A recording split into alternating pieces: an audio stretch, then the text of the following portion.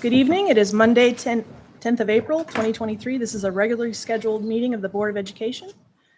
At this time, we'll do a roll call. Mr. Carney? Here. Mr. Goodman? Here. Ms. Murphy? Here. Mr. Powell? Here. Ms. Reed? Here. Ms. Wells? Here. And I'm Judy Price. Please stand for the Pledge of Allegiance. I pledge allegiance to the flag of the United States of America and to the republic for which it stands, one nation, under God, indivisible, with liberty and justice for all. Thank you. Please be seated. Dr. Ruth, the mission statement. Yes, it's to prepare every student for success in every classroom every day. Okay, moving on to item 1.4, adoption of the agenda. I'd like to make a motion to adopt the agenda presented to us. Second. All right, we have a motion to accept the agenda by Ms. Murphy, a second by Mr. Goodman. All those in favor?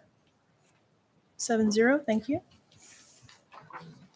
Moving on to item 2, City Manager Quarterly Report. Mr. Kramer?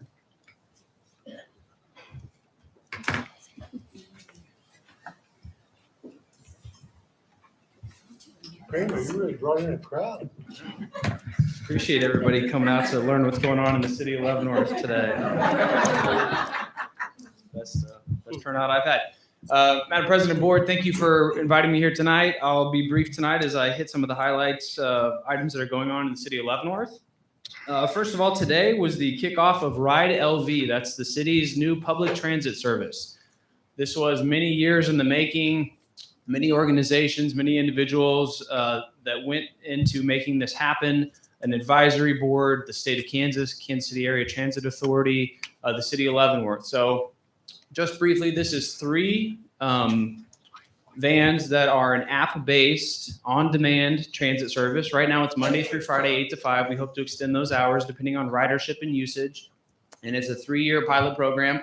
Hopefully we can extend it to the other cities in the county and eventually into the greater Kansas City area. So it's starting small. We'll see the numbers over here the first 30, 60, 90 days, and I'll report back in my next quarterly on how the ridership is doing.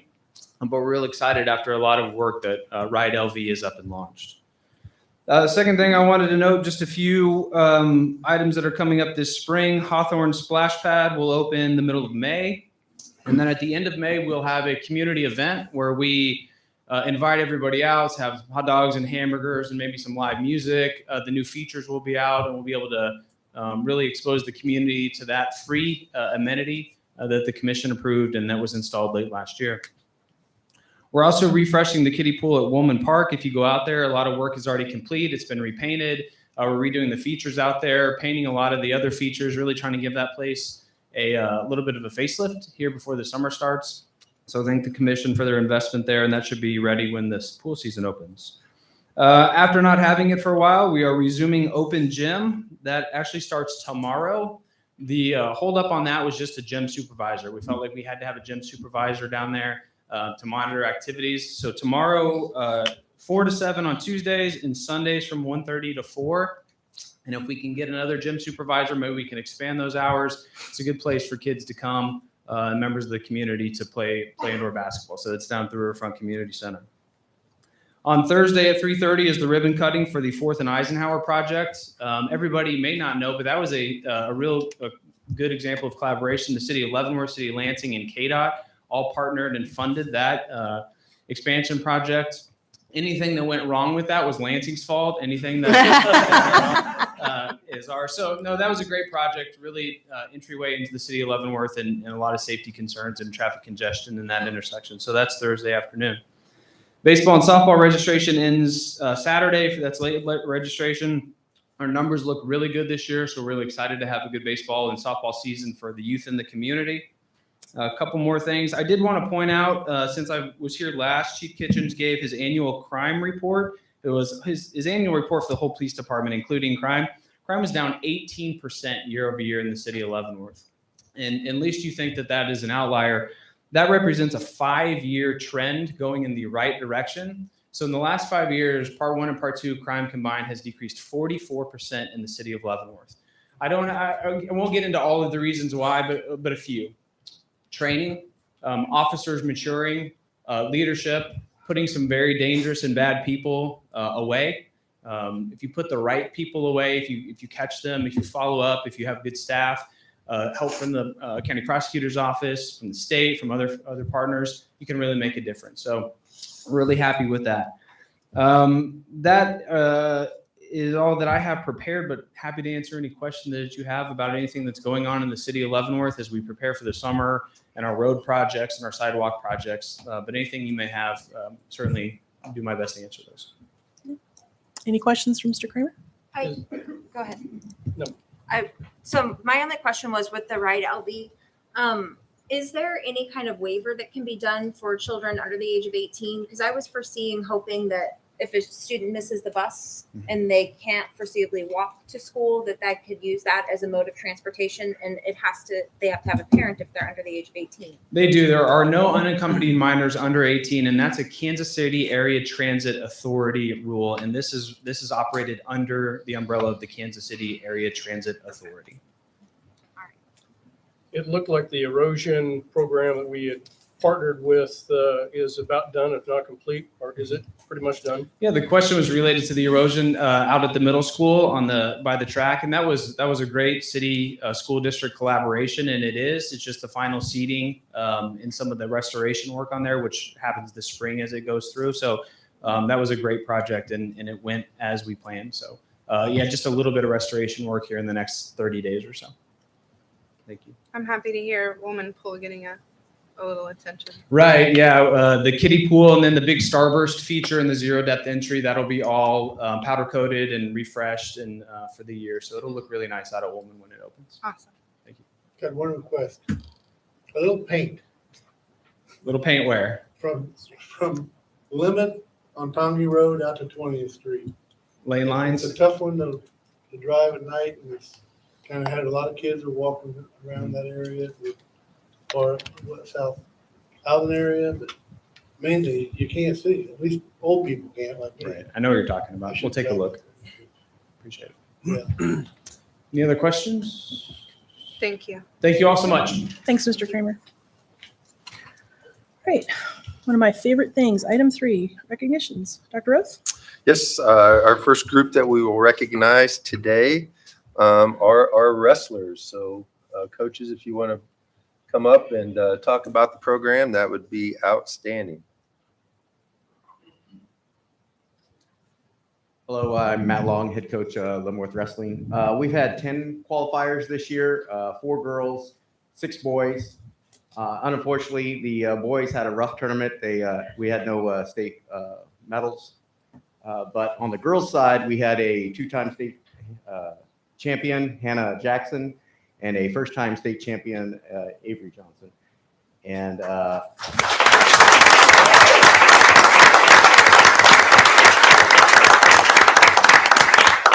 And a very strong finish, 6th from Jackie Gooden. So it was a good team girl for the girls. We finished 5th as a team with 4 girls, so that's pretty awesome. You guys want to come on up here so you can get that. We had a pretty good group of kids. Again, we had 10 qualifiers, and out of those, with those 10, we had an average grade-point average of 3 points. Get over here. You guys. Why don't you guys stand right here? There's no good spot, really. They don't need to see me anyways. It's so good. That's the story of my life. I'm short with all these tall people. We had a really, really good year. I was happy with everything we had. We had Chiron. He's going to wrestle at Benedictine. He's going to continue wrestling in college. Kennedy Miller is also going to wrestle in college at St. Mary's. Hannah Jackson's going to wrestle in college at Ottawa University. So Kennedy was our first one to sign and is going to college. Hannah is going to be our second person to come through and sign for girls wrestling in college for us. And Sharon is my second going on to college since I've been a head coach, and I've been a coach at the high school now for 21 years, 5 years now as a head coach. All right. No speeches? No speeches. Standing. You want to say something? Oh. This is Xavier Davis. I just want to thank the community for the support for our wrestling team. I just want to say thank you. You've done so much to boost us, our self-esteem. I guess that's all I can say. Thank you. Awesome.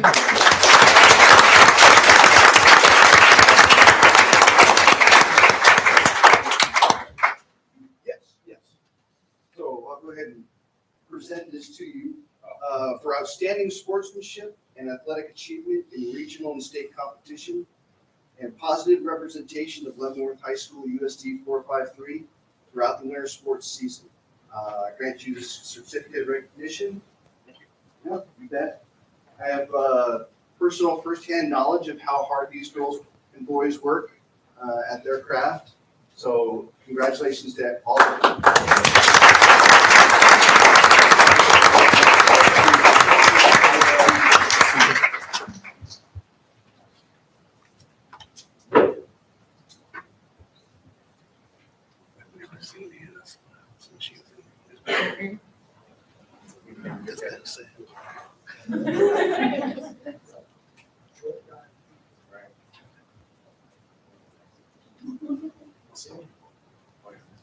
One, two, three.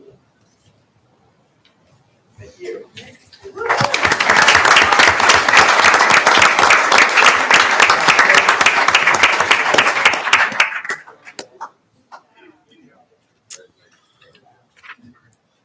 All right, now for our bowling team. Coaches, you want to bring the bowlers?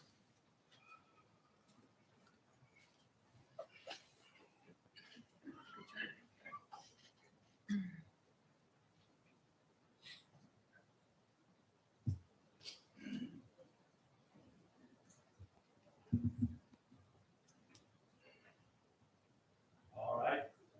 These are a few of my ladies off of my bowling team here. They came to represent. This year we had a great year. We lost a lot of our experienced bowlers last year. So moving into the season, we were a little bit skeptical of what we had to do. The challenge was these ladies were going to have to carry the team, make sure we held each other accountable, try to recruit some new faces, and they did a fairly good job of that. We're missing a couple of our girls team here, and I really want to acknowledge them, excuse me, because they qualified as a team to go to state this year, and that was after losing some high-power bowlers. They were able to go ahead and go up there and finish runners-up at our regional that was held right here at Crown Lanes. So right here I have Sarong Kim, I have Miss Juliet Powell-Wilson, and then I have Miss Katie Goings. Not up here with us today is Paradise Wright, Miss Zaya Ruby, and Miss Angelina French. They're not here with us, but they were a huge and crucial part of our team this year, and I couldn't be more proud of these ladies for going up and just bowling lights out at the regional tournament and doing a phenomenal job. On the boys' side, again, we lost some high-caliber bowlers, but we had some guys step up, and we had a couple of move-ins, and one young man in particular that I'd like to mention is a young man named Peyton Murish. He is not here. He was able to bowl a 300 this year at home, which is a huge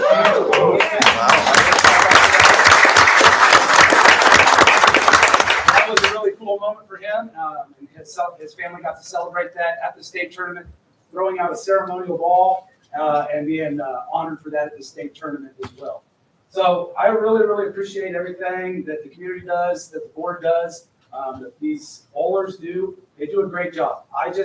I'm there. I help them in any way, shape, or form. Any way I can, I help them. But at the end of the day, they've got to go up there. The pressure's on them, and they do a great job of leading our team, leading our community. And thank you, ladies, so very, very much. And board, thank you very much. And thank you all.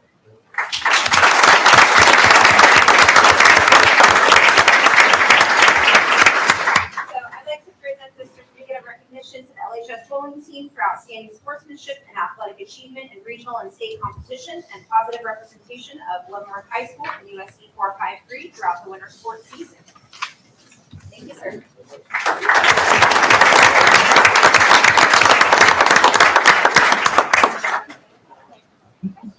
All right, with that picture. What did you say?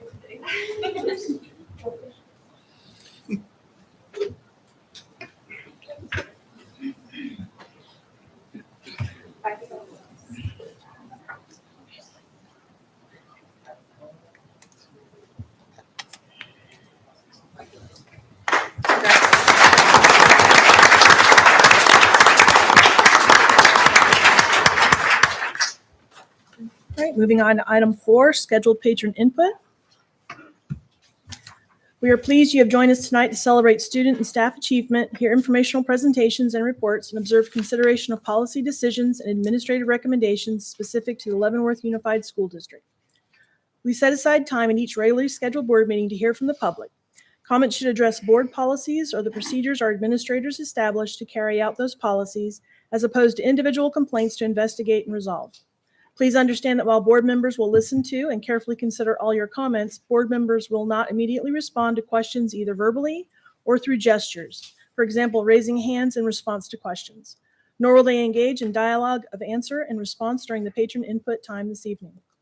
This is not an appropriate time or place for patrons to make comments of a personal nature about any district employee or student by name. Persons making comments which violate the privacy rights of district employees or students will be asked to terminate their remarks. If speakers have concerns specific to an individual student or staff member, please make an appointment with the superintendent. Those concerns will be documented and shared with the board. Each patron is reminded they have 3 minutes to speak and will be given notice when 15 seconds remain. If a group is in attendance with the same interest, we ask that a spokesperson be appointed to deliver the group's message. As a unified board committed to desired outcomes for our school community, we ask that comments not be directed at individual board members, but addressed to the board as a whole. Thank you for taking time to address district business and policies with the board. So the first scheduled patron input is from Ms. Nussbaum.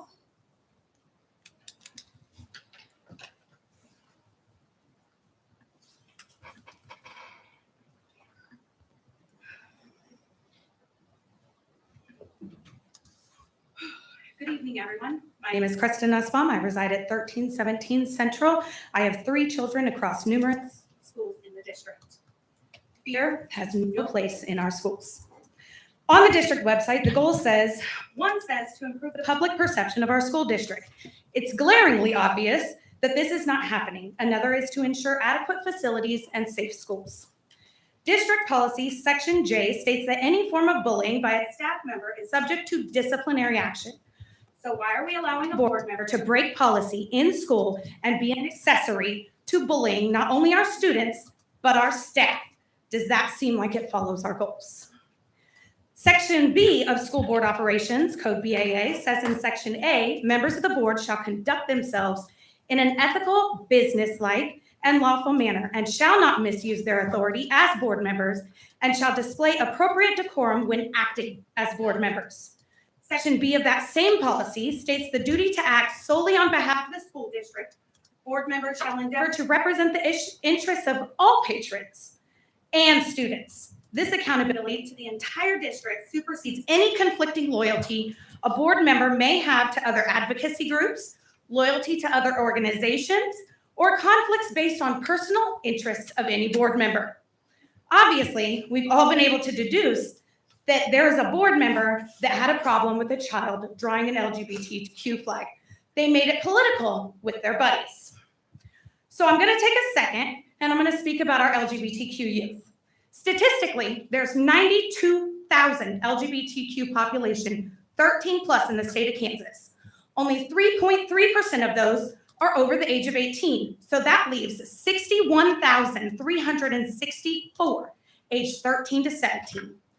86% of LGBTQ youth reported that recent politics negatively impacted their well-being. So I ask you, why are we inviting that into our district schools? Ages 13 to 17, 95% seriously contemplated suicide. 38% attempted suicide. 75% of LGBTQ youth experienced discrimination based on sexual orientation or gender identity in their schools. I would like to remind everyone that our school district has been known to accept monetary donations from a certain individual that is a homosexual that's from this town. But we didn't turn up our nose to her sexual orientation, not once. Accusations of indoctrination in our schools is a witch hunt that has 15 ruined the seconds trust remaining. of some individuals regarding this board and our ability to protect our children. Bigots have no place on our board. You're a danger to our youth. You should be removed from your place of power. Fear has no place in our schools.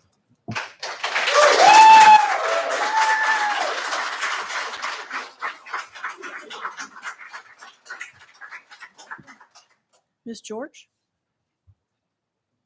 Sarah George?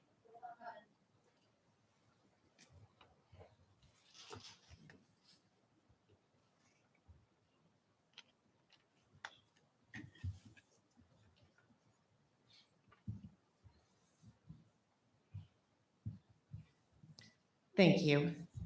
Why would a school board object to anybody, bringing to their attention objectionable material being presented to children? If somebody finds something that harms the learning environment, then who cares who that person is? Where is your concern for the real problems that Leavenworth students have? Are you concerned with the fact that David Brewer Elementary is a failing school with test scores far below the state average? English at 22%, where Kansas is at 36%. Math at 13%, Kansas is at 32%. Science, 19%, Kansas, 35%. These students aren't even performing at grade levels. Here we have activists who are preying upon impressionable students, impressionable young children, and trying to mold them into an ideology that has an astronomical post-high school suicidal outcome rate. So where is your concern about this? These activists are more committed to their agenda than the well-being of children who are future citizens of our community. This false outrage is odious. No student was harmed, no student was named except by their parents and activist teachers. Here we have an entity infuriated because they have been exposed for preying on children.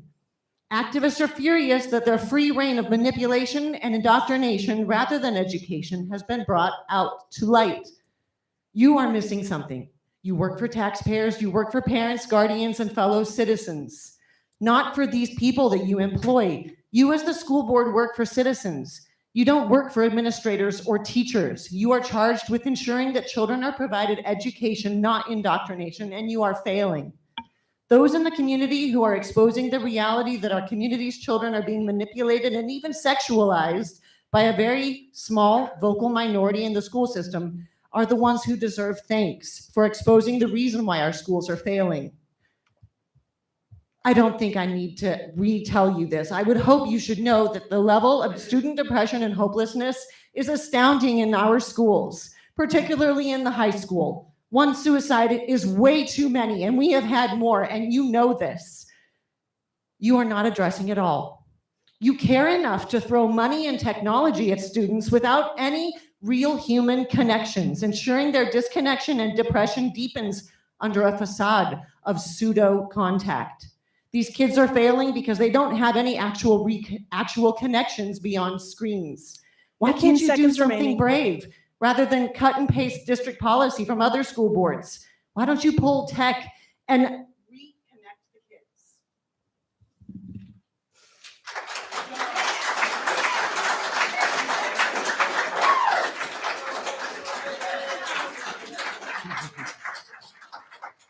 Ms. Overby?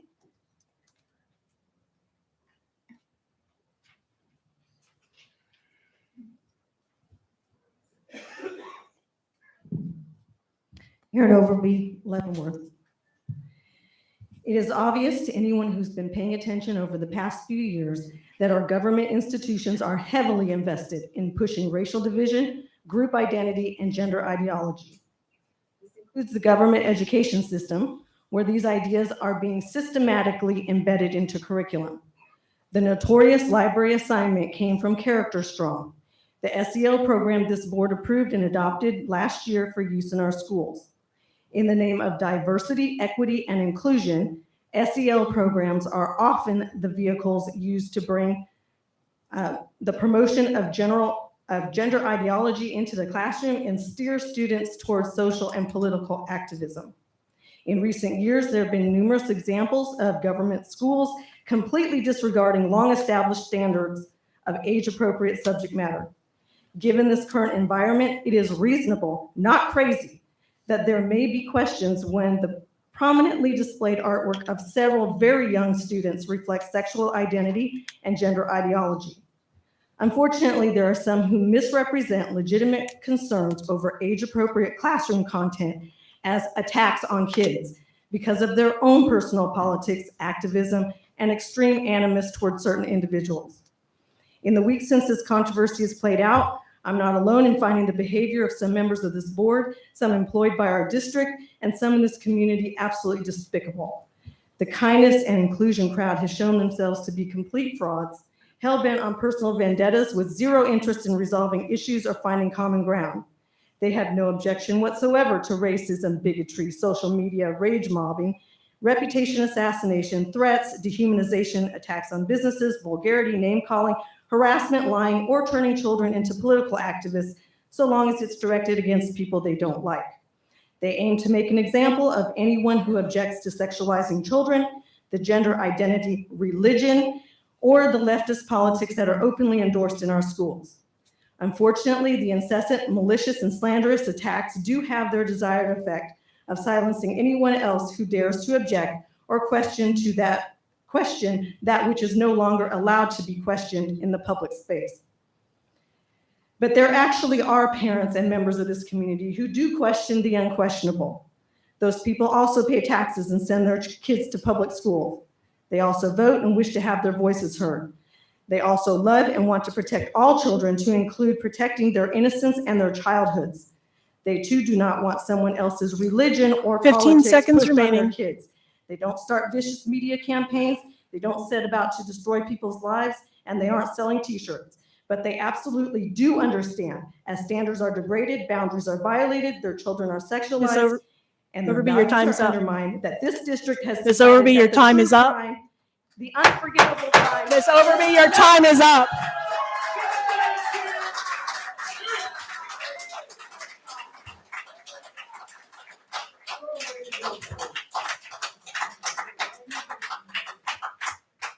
Mr. Borman?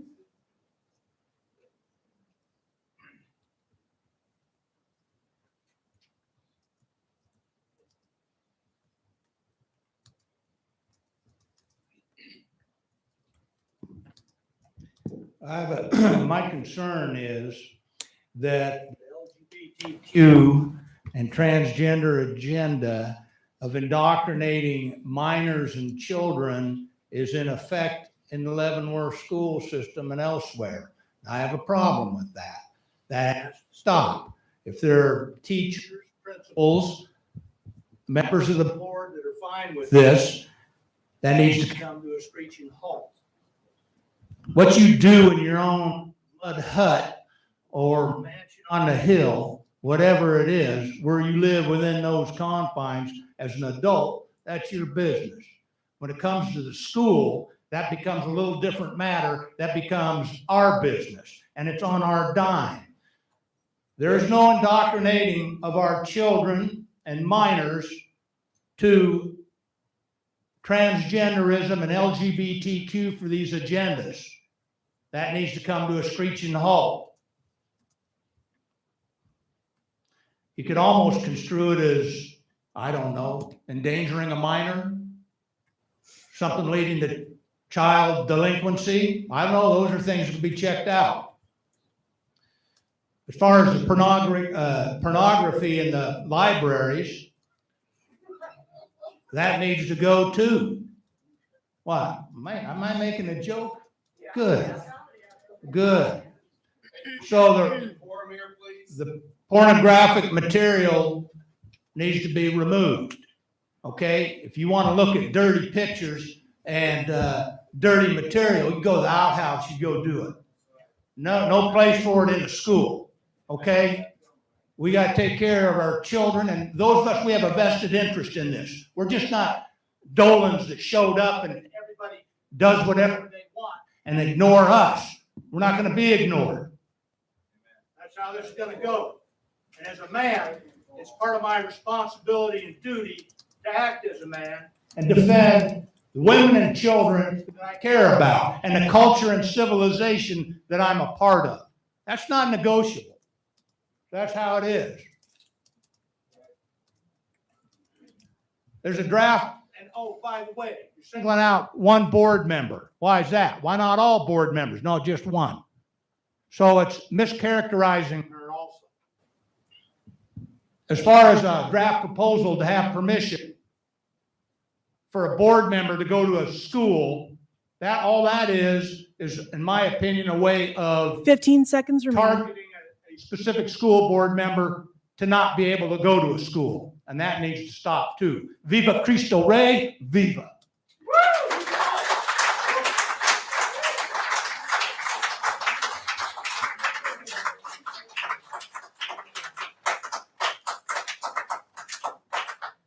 Brian Herod, is the batteries out in this microphone?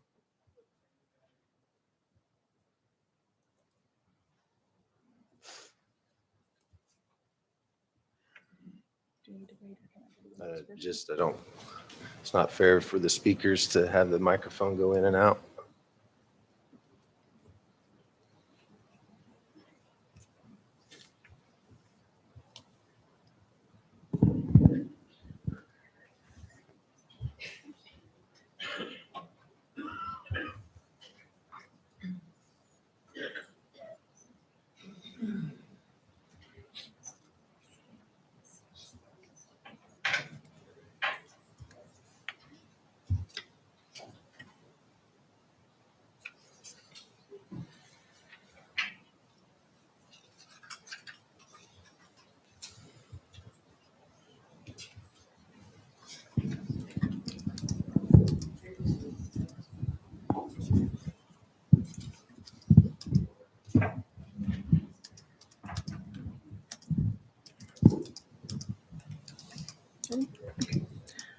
Ms. Johnson?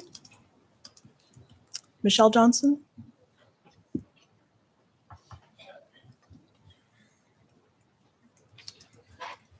Good evening. Michelle Johnson, Leavenworth, Kansas. I have several grandchildren and extended family members that attend USD 453.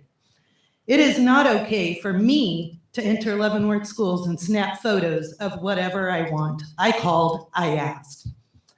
Why was it okay for these two people to enter David Brewer and take photos? This board member used her power to bring negativity, fear, and threats to our community and to make students feel unsafe. The artwork that was created by a child displayed inclusion and acceptance. That was taught at home. If a child draws an obese person, does that mean that our schools are indoctrinating our students to eat unhealthy? If a child draws a stick figure, there were a lot of them on that wall that day, are we teaching our children to not eat at all? Perhaps if the board member that took the photo that day would have reached out to the parents and explained the agenda, a discussion could have taken place to prevent the topic at hand. In elementary school, we're taught about communication. Was the board member ill during that class, like the last board meeting? The representative that visited the school that day has stated, we want parents to have a voice about what students are learning. What they did not know that day that the picture was published, this student has parents, grandparents, family, and friends. We're using our voice. They don't get to pick what we use our voice for. It has been called a fit that we're throwing. In fact, it's our voices that we are using. The board member brought the negativity to this artwork. We will continue to spread the positive message that it portrays. Perhaps if the school board member and her pal that entered the school that day attended a school where compassion, communication, and kindness were taught about the basics that they speak about teaching our children, these two would not be trying to downgrade educators and students. They would be more focused on bullying that starts in our district as early as kindergarten. They would be focused on reducing teen suicide in our district. They could work on funding to support our overworked staff. Test scores have also been brought up because of this beautiful artwork. For over 30 years, I did my research. The school board member was in school then, I think. Test scores have been declining nationwide. The U.S. is currently in an education crisis due to the lack of in-person classroom education. 15 seconds during remaining. the pandemic. When raising children, we hopefully teach them about honesty and consequences of lying. There are ways to prove the board member lied video footage, phone records, tracing. When the board member gave her statement to a local news Ms. Johnson, station- your time is up.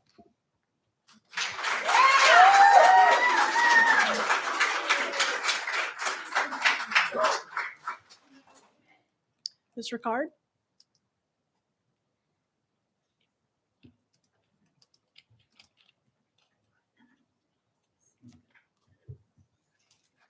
Good evening, Madam President and the board. My name is Courtney Ricard. I reside in Fort Leavenworth. My daughter attends David Brewer. When speaking at the board meeting last month, I was angry. I've had ample time to process these injustices, and my anger has subsided, and now what remains is disappointment. Love is a human experience, not a political statement. From day one, this has not been about politics for me. It's been about defending my child's stolen and misused artwork. I would be just as outraged if a liberal board member stole a child's picture of God to use negatively. Initially, I truly expected a morsel of remorse from our board member and representative, maybe even apology, but we just got socks. This form I signed at the start of the school year gives permission for students, my students' artwork to be shared within the district, USD 453 websites, newsletters, etc. Nowhere in that form does it state her artwork could be photographed by a board member and distributed to a state representative to use in a campaign newsletter. The lies continue regarding involvement when witnesses saw the board member taking the picture.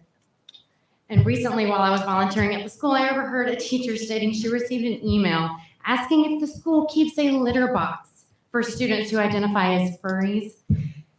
All because a student was read the book Library Lion and then proceeded to draw a lion. Later, that artwork was wrongly depicted by you know who, leading to rumors. What is this teaching our kids? Lies are okay? Starting rumors? That's okay? Children aren't killing themselves because of inclusive artwork. They're doing it because you're creating an unnecessary divide, leading to bullying, harassment, and in the most gut-wrenching situations, suicide. We know. It's disappointing your priorities are focused on woke art. This duo is steadily driving down teacher morale. I've had dozens of former USD 453 educators reach out to me, thanking me for what I'm fighting for because the actions of the board member and representative literally made them sell their homes and move to other districts. They're driving our staff away. My daughter doesn't even have a music teacher this year. You aren't listening to them. When the librarian was questioned about the assignments, it was made clear that there was no ulterior motive. Radical religious extremists have no place on our school board. I respect and appreciate all board members, Republican, Democratic, whatever your beliefs are. What I don't respect is lying and betraying the parents and the students of districts. Board member policies have been broken, and how can policies be broken and there's still no repercussions? Would requesting a policy change even matter? Regardless, I would like to request an amendment of the wording as a 15 seconds remaining. Code of conduct.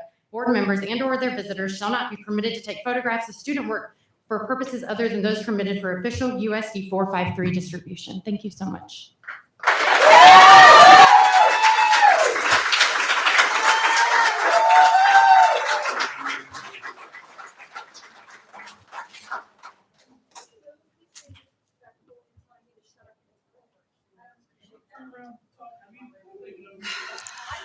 If you cannot behave, you can leave the room.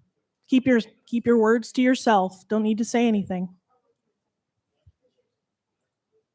Ms. McIntyre?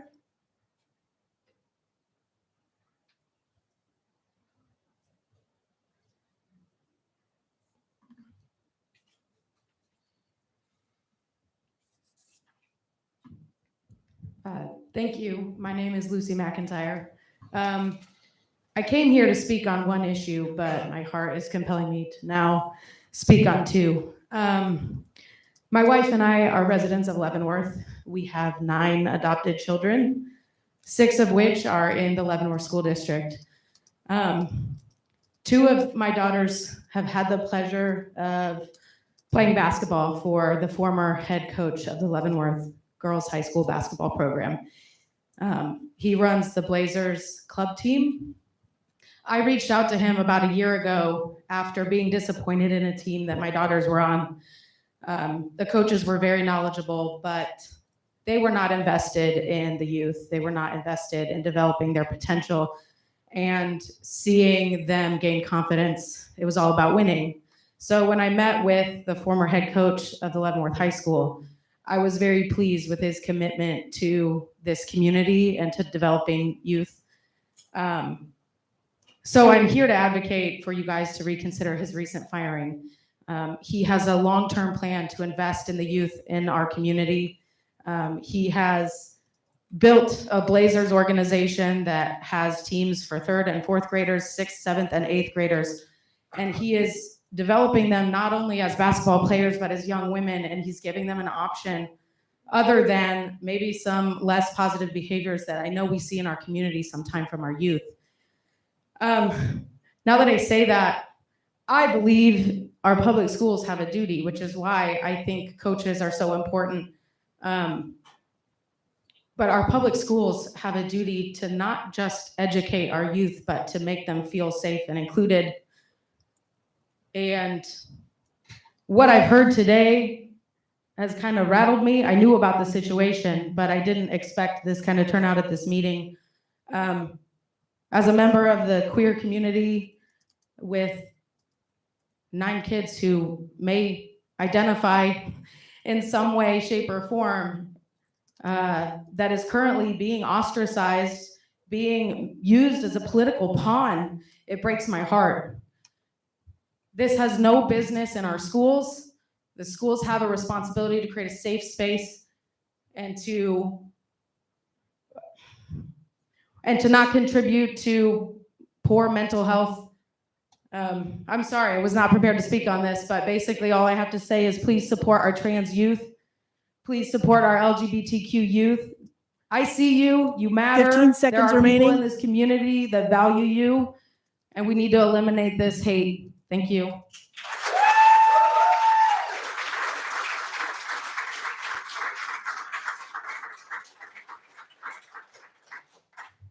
Mr. Claire?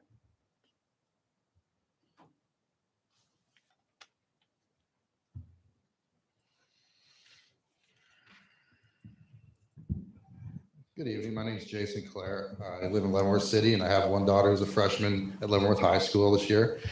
I am also a board member for the Leavenworth JROTC Foundation. Our mission is to provide financial support for the Leavenworth JROTC cadets while they are traveling to and from events throughout the country. As many of you may have heard, the foundation just concluded a fundraiser raffle on April 6th.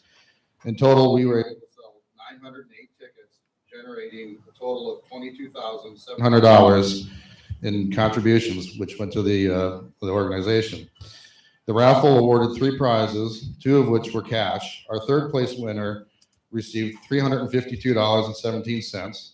Our 2nd place winner received $695.90.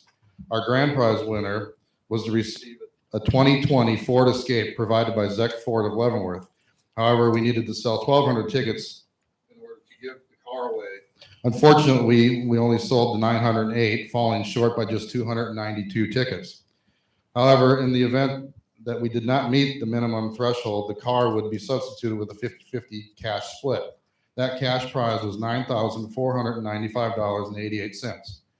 So I'd like to give my congratulations, as well as our fellow board members, congratulations to the winners, and give a big thank you to everybody in the community who participated in and sponsored the raffle. We anticipating holding a bigger and better raffle for the 2023-2024 school year. If you'd like to become more involved in the junior ROTC program or our foundation, please feel free to attend our monthly meetings. We typically meet on the 4th Thursday of the month at 6 p.m. in the JROTC classroom at Leavenworth High. You may also follow our Facebook page at LV JROTC Foundation. And next year, we're going to give away a car. Thank you.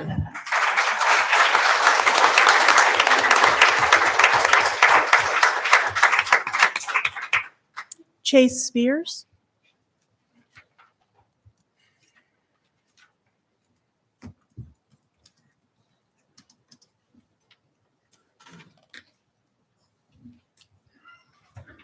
Good evening. I live locally, and among other things, I'm a father and an educator.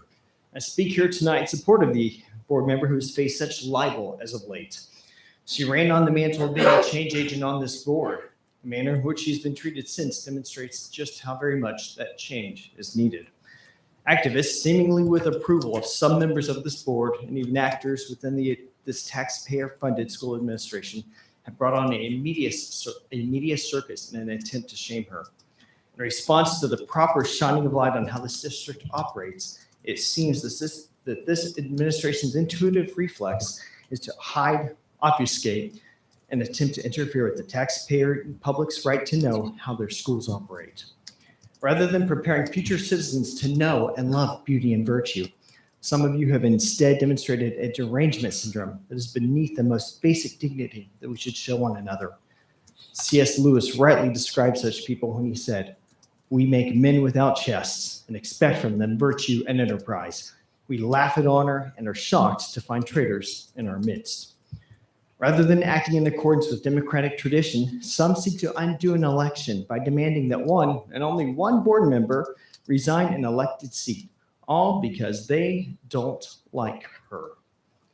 It's the grown-up equivalent of the politics of hurt feelings that we should have all outgrown during the elementary school years. For those who share these concerns, we will not bend the knee, we will not quit, we will not silently fade away. As former Secretary of State Mike Pompeo said on this topic, quote, "We cannot give an inch to the leftist mobs that threaten to cancel the right to free speech because they do not agree with what some people say. Their victory would unmoor our democracy from the freedom that allows discussion and debate over how to move forward as a nation." Progressives have known for over a century that education is not limited to reading, writing, and arithmetic. It is truly about the transmission of culture and values from one generation to the next. Education once passed down the worldviews that built the wonders of the world, the great cathedrals, representative governance. Since the age of Dewey, however, American education has instead focused on producing malleable citizens who are viewed more for their economic and political roles than their innate God-given values. Citizens who are easily led by news cycles and emotion rather than by reason and fact. It has become obsessed with what Dr. Albert Mohler rightly defines as synthetic rights, which are obsessively individualistic and are an entirely new phenomenon to human history. Society does so at the expense of actual constitutional and natural right. People like many of us here tonight represent a growing movement to repair the system. 15 seconds remaining. We were born for this moment and will stand for what is moral, what is virtuous, what is right. I call on you to put an end to the circus, embrace accountability, and reform this institution. Thank you.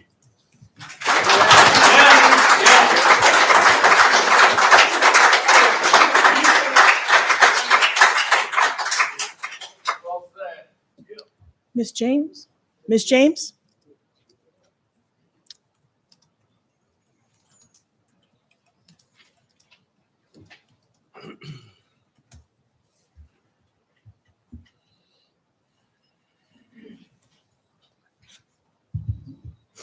Good evening. My name is Michelle James, and I am a dear friend of, can I say Vanessa Reed?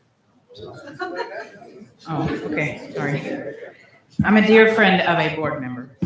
I would like to take a few minutes of your time to speak on the character of this board member.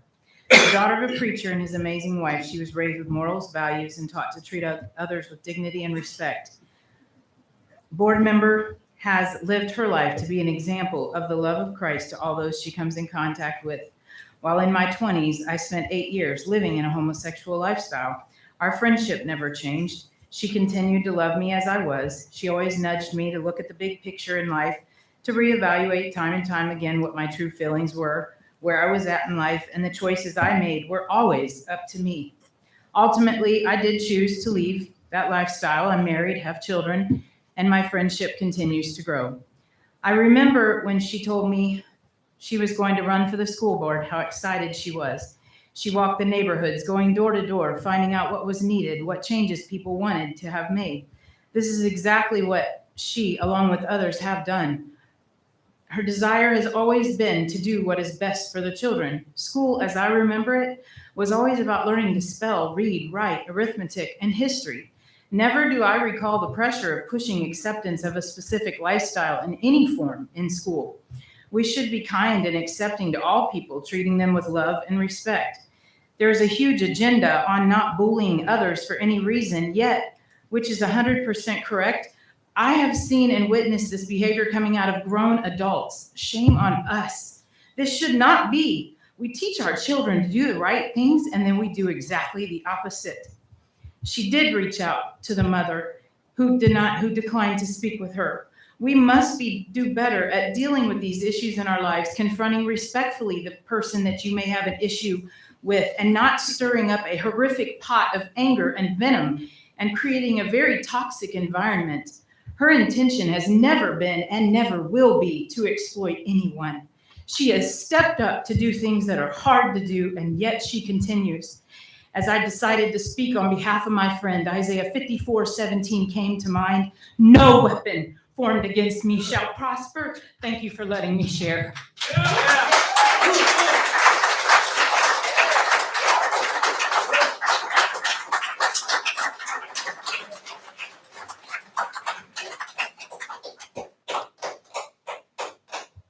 Mr. Schmidt?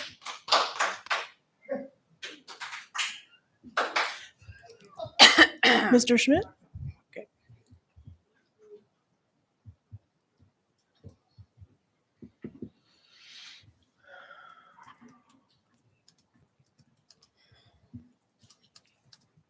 Transparency.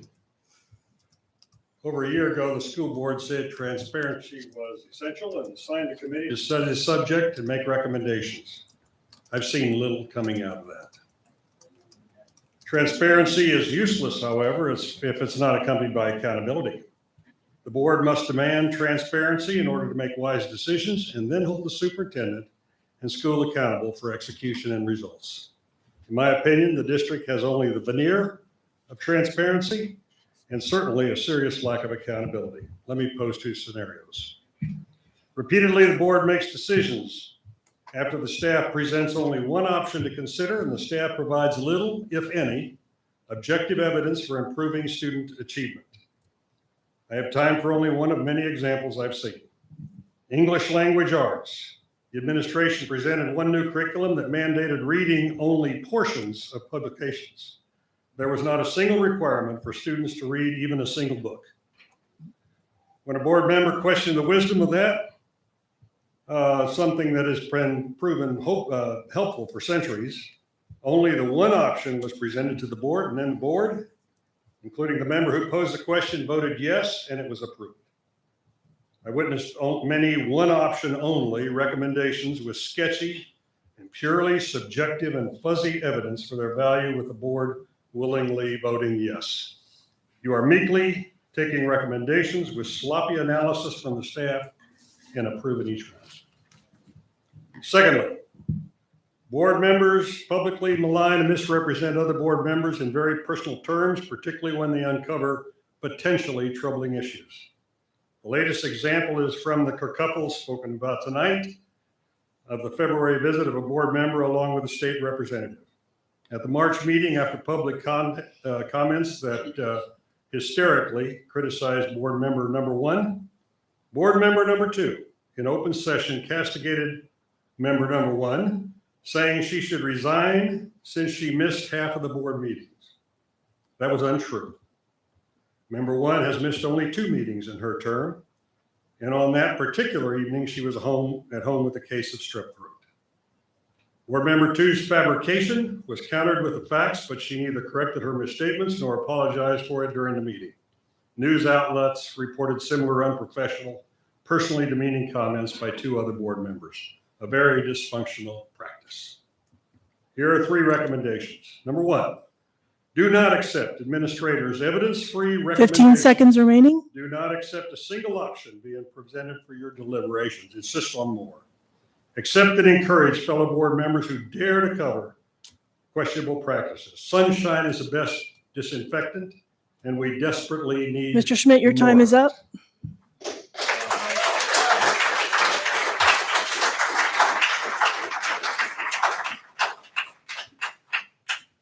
Ms. Gallegos?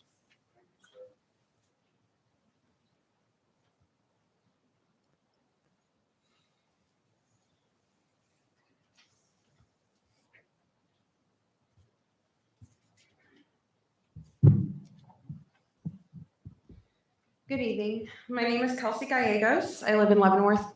and I have 2 children attending the elementary school, David Brewer. I have attended and watched board meetings regularly for the last 3 years. My kids have attended the school. As many of you are aware, we have gone through a transition this year at David Brewer. Two new administrators from different districts would be the start of the 2022 August school year. By November, both new principals had left the district. Parents still not sure as to why. We have not had very consistent, transparent year in that regards. As far as the assignment, my library is for everyone. I felt the need to reach out and have an open conversation on how the library special is ran. Since David Brewer is the only school that has a library as a special, I was curious on how the assignments are chosen, what media discussion takes place, and if there was a standard curriculum for the year. Fair and open questions. I did not and have not received an email back from the librarian. The district had released a statement prior to my reaching out. Again, not receiving a response, felt like myself as a parent did not deserve an email even acknowledging it was read or received. I gave ample time for that to happen, 2 weeks now. It felt like I was supposed to take that statement, and that was that. Personally, if any parent reaches out to a teacher or admin, they should receive a response. It is okay for a parent to have questions in regards to what their children are learning and assigned, and be guided in the correct path of those questions being answered. Transparency is important. I myself am an involved parent and want to make sure that when questions or concerns arise, they can be answered, or they can be listened to and acknowledged, as I feel many parents would feel the same. Thank you.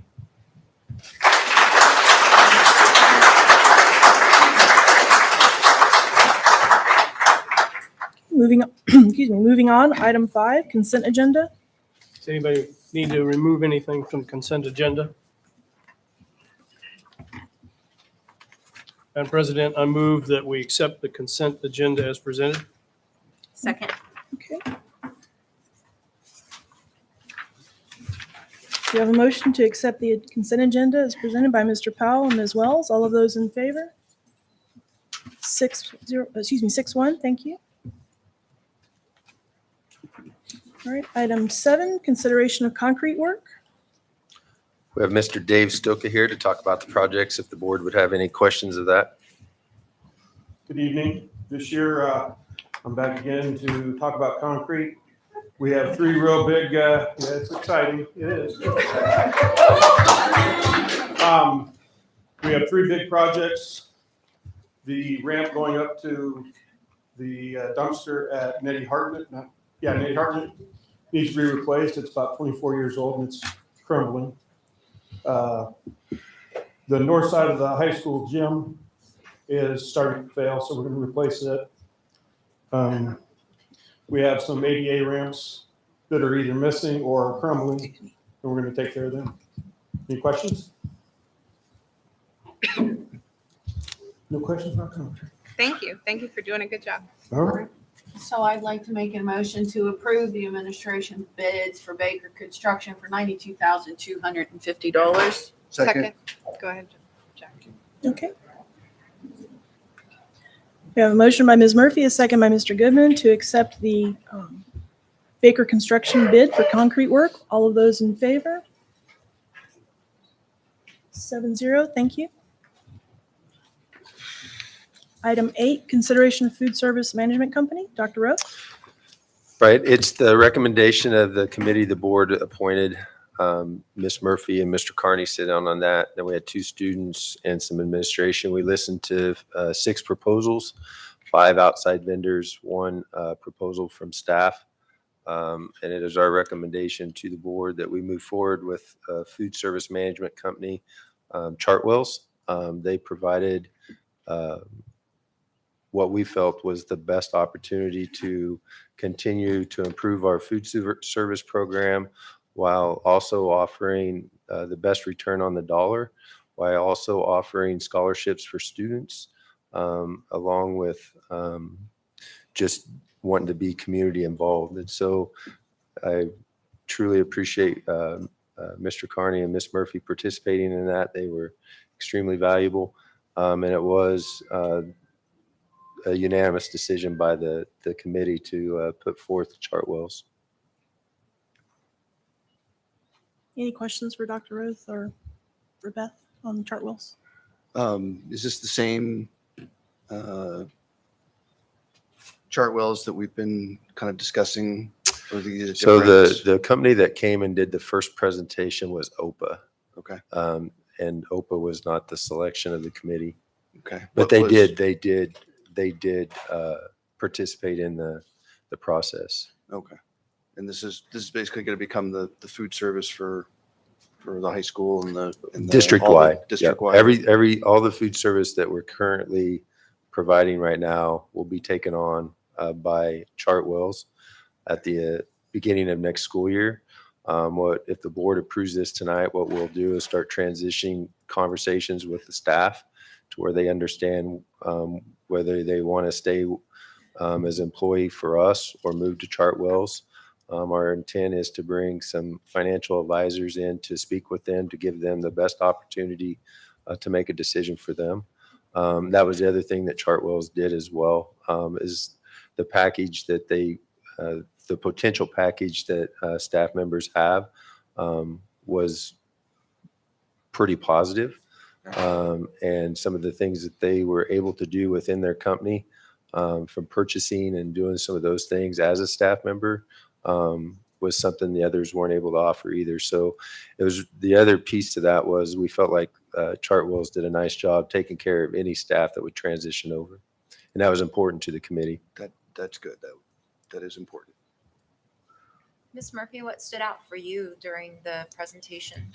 Well, if I could get to that real quick, if I could start with one thing. There were 6 great presenters, and I don't have the total tally, but there was incredible food provided straight across the board, along with their displays. When they say this was the committee's decision, it's not just me or Mr. Carney. We had 2 students there from the high school that were part of the tasting and the voting process. We had several of our administrators from the district office in there as well, along with Dr. Roth. So this wasn't just, hey, 2 board members getting together, sampling some food, having some kind of good time. This was taken very seriously, and we took a lot of input from those students as well, because they're the ones that do eat the food. They're the ones that have been eating the food probably from pre-K on. So onto that, what stood out the most about me with Chartwells, one, they can offer assistance with them, our staff getting unemployment during the winter month or during the winter break and summer months. And they had a good matching on their 401ks. It was above the other ones. And I didn't bring those notes with me. So I'm doing this. It was 6% versus maybe 2 or maybe 3. 6% speaks a whole lot right now, especially with this inflationary process that we're all dealing with. Supply chain. They seem to have a greater supply chain to help us. I know Open, the rest of them are really good too and have some really great partners, but they just seem to have theirs hemmed up a lot better. Another thing that stood up with them, though a couple also, because I had a list of questions. I was like 20 question lady to all those people. I feel kind of bad now, but I was firing them off right and left. One of my things was we talk about our trade schools. And yes, we do have trade schools with the Pioneer Center, and we have a culinary arts program, but I wanted to see how they could enhance that. And one of the questions was, what can you offer our students? Do you have scholarships? Do you have additional training? And they were right high up there on being able to offer our students, or even taking our students to become interns and work higher up through the company, which that speaks volumes when you have a business that's going to hold hands with your students to help them be successful in what they want to drive forward for. Another thing that they talked about was the scholarships. They offer 1 or 2, maybe 3 scholarships a year that these kids could go to, say, Cordon Bleu would be an example of one of their schools. They also have education available within their systems. And on top of that, any of our staff that wants to move over to them under their payroll capabilities has the option to integrate and get that education and go higher levels within the company too. And as grand as our district is, you work for our district in food service, that's pretty much, unless you get a degree in something else, you're just working in food service. This gives pay options to higher advancement management and things like that, which anybody would want that as well. So those are just the highlights of a few things I remember. Thank you. I appreciate it. I mean, if you want me to run home and get my notes, it's kind of like a book like this. Do you have anything to add? My big concern over the years has been a lot of complaints about the quality of the food and what's served, and we didn't make much headway changing doing things. But if people want to get into statistics, if you look how many children under age 16 are obese, you might want to try to support something with real nutrition to it. Pigs in a blanket, a cinnamon roll, and chocolate milk, I'm sorry, folks, is not nutritious. And I live with a dietitian, so I'm not speaking off the top of my head.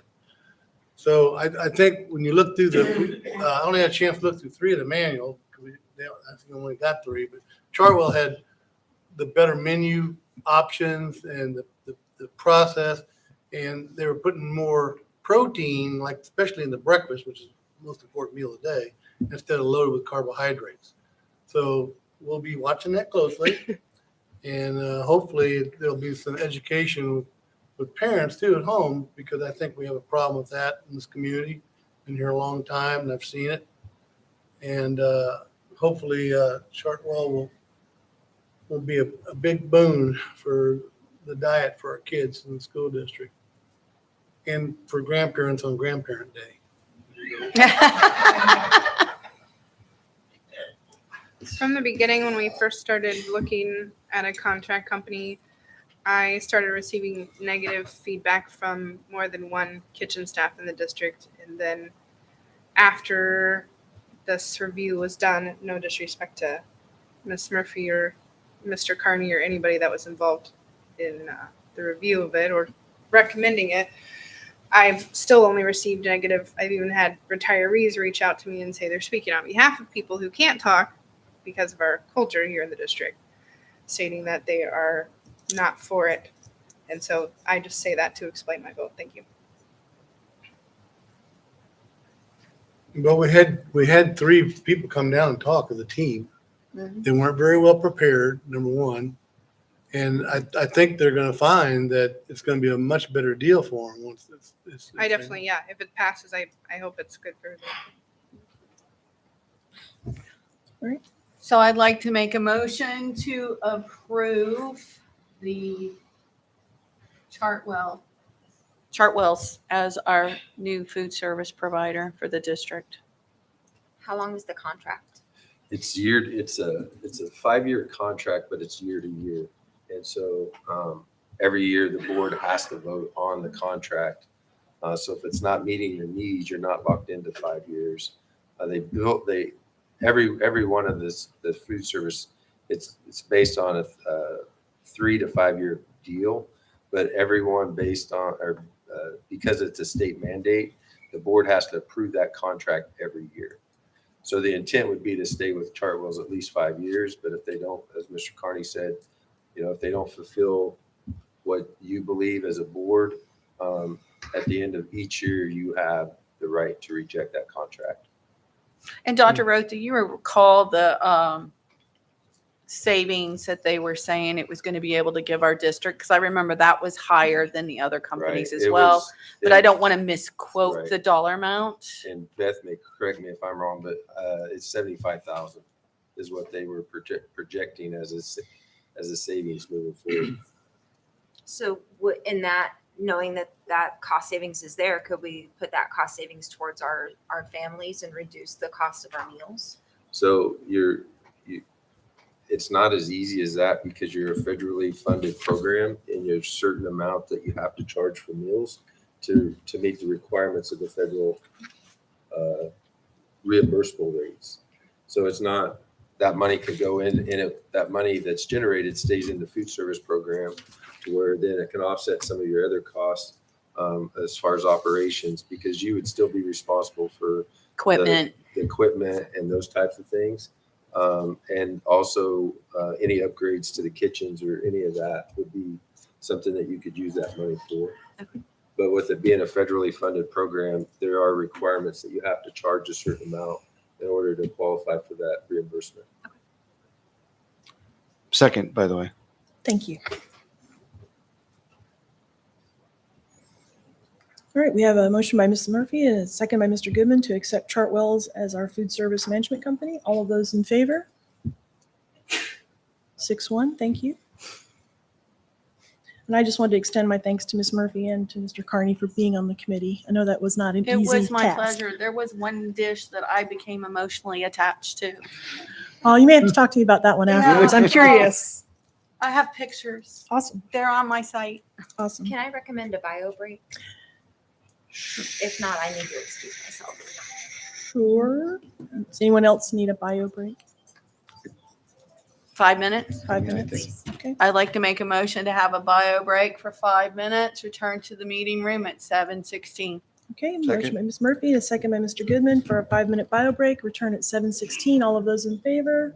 7-0. Thank you. Thank you.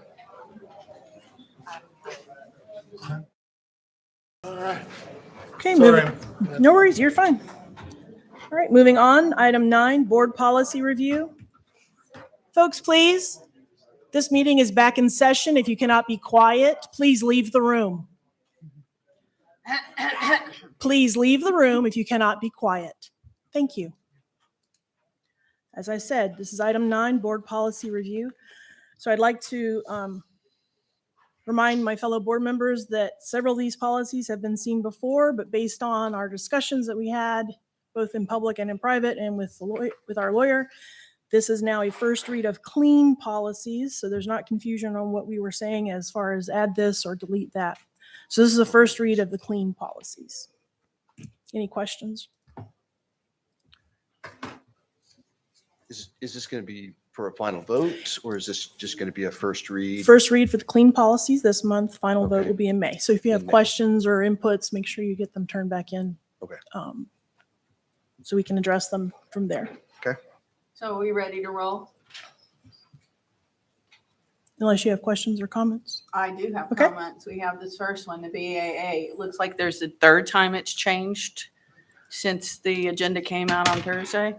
I'm The not sure. suggested as deemed necessary by superintendent, the presence of the board president and or vice president may be requested and the visit be scheduled at a time to accommodate all parties interested. Okay, I went ahead.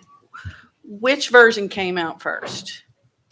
The one that's in the agenda came up first, then Mr. Powell, Who did the first one? it was the,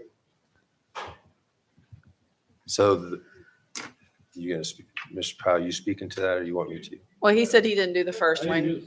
The first one was taken from what Mr. Powell turned in. Okay. The piece to it. And was then the added. second one was the other one that was Mr. Powell's, and then we have this one here. No, I'm- this one here I is think the this is first the one. first one. So this will be first read. Right, but what I'm saying is, we're gonna read this, but Okay.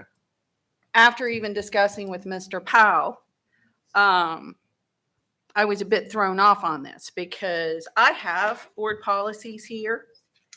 And as an elected person who is over the age of 18, who is an adult and clearly can accept my job position and responsibilities, I do not require a babysitter.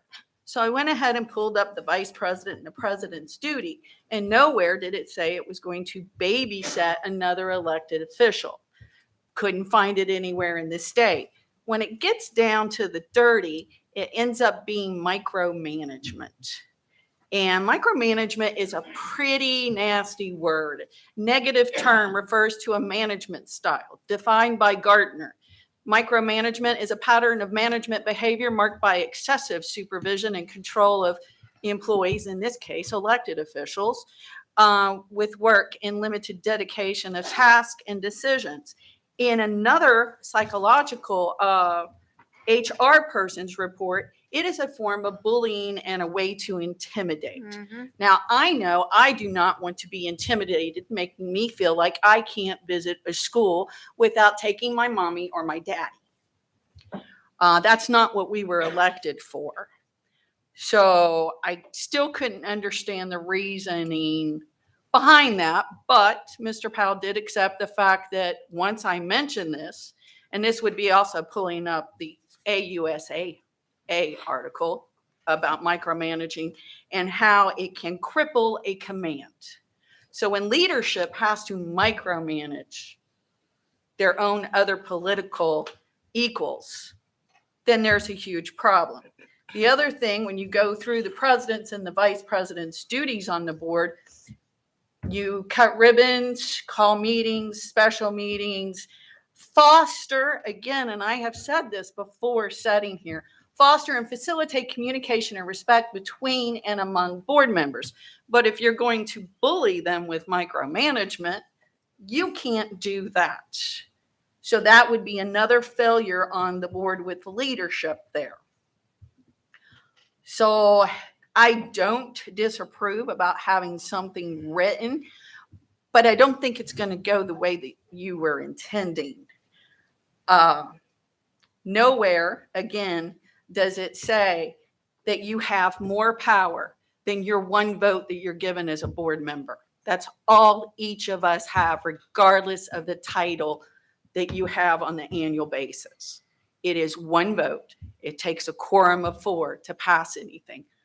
Your title does not supersede that part there. So what I would recommend is, when I pull this back up here, now, I've also heard that board members have been bullied by staff.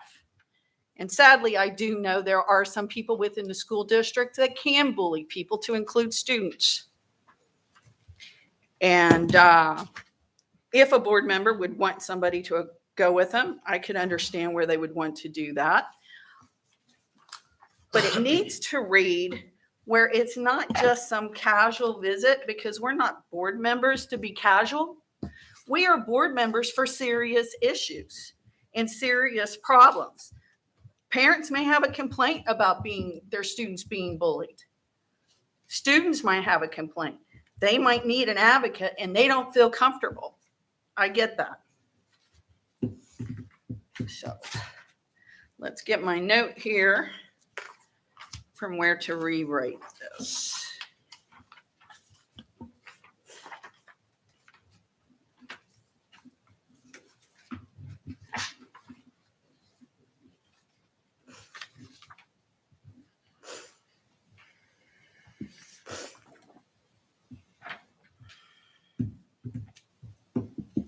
Let me just pull it up this way. Individual board member school visits to ensure there is a minimal disruption to the educational program. It says board members who wish to visit schools or classrooms as an informal expression of interest. Informal is no longer good enough. We have formal rights to know things. We have a right to say, hey, we have a problem. This parent has expressed this. This student has expressed this. I have a formal interest based on my job as a board member. Informal could be just a happy visit. We heard great things. We want to see it. Got it. I think both those verbiages need to be in there. And then we, of course, inform the superintendent that we want to arrange that visit and that it should be taken in an appropriate length of time. At no point, and I know rumors. I understand rumors. I try to stay away from it. I try to not cast stones at people. And I definitely don't like to cast dirt, because the minute you pick up dirt and throw it to somebody, your hands are already filthy first. So I think it's really good for people to start remembering that as well. I'm saddened to hear that possibly the visits were denied of board members, that they requested 3 different times and they were told no. I'm being told state board members have been denied visit. And I can't find anywhere in our policy where it says we can deny a state school board member, let alone a setting board member of our own district from going into a school. I don't know why I would ever hear such a thing. And I'm hoping that I heard wrong, that there's no way anything like that happened. But board members are not security for other board members.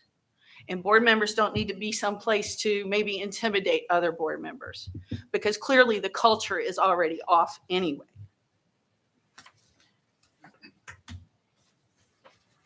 So that's the piece that I would like to add, that it still needs to be done. It needs to be accommodating. Dr. Roth, do you know anything that has to do with state board members wanting to have access to our schools? Ms. Reed said that Mr. Zeck wanted in. Mr. Zeck never reached out. Okay. It wasn't good enough that a board member sent you an email. So one of the first things, Ms. Reed, in that is a disruption. At the point in time, there was a disruption to the building. I included in my email that we were happy to come outside of school hours. And as I discussed with you in your office, there is no justification for your actions. Ms. Reed, as I told you, as you discussed, when we discussed it on the phone, that disruption is my job. My visit with Representative Proctor was of no We disruption are here this whatsoever at evening, all. Ms. Reed. Look at all the tension in the room. That was because of a visit. That is not the truth. And so I Dr. have, Rose. and I have to That is weigh not it. the truth, Dr. I Rose. have to weigh it. I have to weigh the disruption of a building. We've had to investigate dirty looks from teachers. We've had to investigate all these other things. You should be And investigating. we will. And the email that you unprofessionalism. sent me, the very first email that you sent me, you said, I have a parent that has a grave concern. What was my email back to you? Ms. Reed, I would be more than happy to investigate anything that a parent has. Would you please give me their name or have them reach out to me? Dr. O. The next email from you was, that's okay. I need to see the artwork anyway. Then the third email was, I demand that me and Mr. Zeck get in at 11 o'clock the next day. Those are disruptions to the building, Ms. Reed. And I apologize if I stepped on your toe. I apologize if I stepped on Mr. Zeck's toes. But I had to evaluate the temperament of the building and make a decision based on that until further discussion could happen as a board. As it's stated tonight, it takes 4 board members to change anything. So you have to work within the system. It's not the system I created. It's not. The culture of the district, I would have to say, falls under you. And I agree with you, but it starts with the leadership down. Look at the board as a whole right now, Ms. Reed. Look at it. I've been Look on at the here for community. 1 We're year. a divided community, and it's sad because I've been on here for this 1 school year. district has been so good to so many people in this room. So many people in this room has been affected positively by this school board. And it absolutely kills me. It absolutely kills me. I hear the anger on both sides. And I'm trying to make a decision based on what's best for kids. And at the time, that wasn't what was best for kids. The artwork had already been taken pictures of. There's nothing that's changed. You Nothing. took my And so I would request. not deny your request. I gave you every example from the first email to the last email. That was our communication. And I reached out to Ms. Price and Mr. Powell and said, we are in turmoil right now, and I've got to try to control it. I cannot And make so I excuses. apologize. I apologize to you that you feel that I denied you, but I was trying to solve the issue for the parent from the original email, and I will still solve that for the parent, or at least do my best. And that's all I can do. And I Dr. Rose. apologize. You cannot decide who you stand behind and who you don't. You cannot pick one parent. I'm not trying to stand behind any parent, Ms. Reed. I'm trying to protect the teachers and the students. The parents and the anger of the parents, I will deal with as they come to me, but they haven't came to I was me. doing, Dr. Rowe? What do you think I was doing by asking to go back What- in and look at the artwork and see the percentage of photos But- that were sexual but your whole- orientated? I apologize for cutting you off. Sorry. So what's wrong with this policy is it says, as deemed necessary by the superintendent. This board is over the superintendent. It's that simple. And that is one of the largest problems this district has had for many years, is when the power structure is screwed up, everything flowing down is screwed up. That's all I'm going to say about that for right now. Okay, well, I didn't know about all that rest of the stuff with the conversation. I just wanted to know what the board policy was for a state school board member coming in. I don't recall Mrs. The predecessor having any problem getting into a school. So now this kind of brings up a couple other questions. How do you deem what is disruptive? I mean, I may say these dates are good for me. Can can I go in and see school XYZ? Now, I've never had a problem before. And you wouldn't have and a you've problem, Miss Murphy. taken me before. I've never required anyone This is to the first be time my in 21 years supervisor. that this has ever happened. Okay, so then here is my next question. As a parent who has kids that have competed in various sports, who've been in multiple different school districts, so we could watch them compete in these sports. We've been inside in many schools, Blue Springs, Blue Valley, wherever. They have publicly displayed, because schools are public property, publicly displayed artwork right there along with trophies and everything else. And parents have taken pictures. I watch parents post it. I've seen parents take pictures on Parents' Night. What is the difference in the privacy of a student's picture being taken in a public schoolroom, classroom display area versus privacy? Because it's on display. I know a student's face. If a parent opts out, they can say the district will not use your child's face for publicity for the school district. So you can't be putting them on the website everywhere else. But when you're going to games, touring schools, going to Parents' Night, we have any policy they can't take photos? Though the way I can answer that, Miss Murphy, is that you're correct. Photos should be allowed, but it's how you use a kid's photo positively or negatively impacts the direction of a specific building, a specific whatever. And so you've heard, again, I go back, you've heard both sides tonight. No matter what I can tell you is right. Is there a policy that says that The photos students- cannot be taken of publicly displayed artwork? Students have and schools have an opportunity to protect as we move forward. Do we have a policy in place currently to protect or allow a parent to opt out of having their students' artwork? To opt out, Yep. it would be like anything else. If it, as she said tonight, you have a policy in place that says, can your students' artwork be displayed on websites, school websites for district things? Parents have the right to opt out of that. That is So we correct. did have it for the artwork, not just the child's For face. anything, faces, pictures, any of that. Okay. And it only applies to the district's use. That applies to the district's use, yes. Right. It doesn't apply to if somebody wants to contact a news station and they go through the news station. The news station contacted and we would not let anybody I'm in. just using it as an example because So, I mean, and the news stations would go through our public relations or myself, yes. Right, but they're taking a tour through the school. They've got their camera. Oh, here's this classroom. Oh, here's this library while they're filming the school. That would still then be public access automatically because you're letting them film a story in the school. But usually that would be with permission of the class or permission moving forward. So if there's recognition or something like that. Right, because you see how far down I can I sit here agree, and 100%. pull us into the weeds of all of this. I agree with you. I don't Okay. disagree. Dr. Roth, do you understand public forum? As far as what? You stated that as long as it's positive. No. That's the thing about public forum. Everyone doesn't have to like everything. And that's one of the largest problems this district has. And No one wants to tell the truth. No one wants to look the statistics. No one wants to look in the dark spaces where the truth lies as to what needs fixed in this district so that it's a healthy environment for our students so they can excel what they're going to school to learn. 100%, Ms. Reed. I don't disagree with you. So if something public is shown forum- light on it and people have questions, you can't go, oh my gosh, no. they should have only said positive things. That's what I'm No, hearing. that's from not you. true. What's true is that what was shown as a picture cut out all of the things of the story. What was shown as the flag said 80% of everything that was taken was of that. That's false narrative.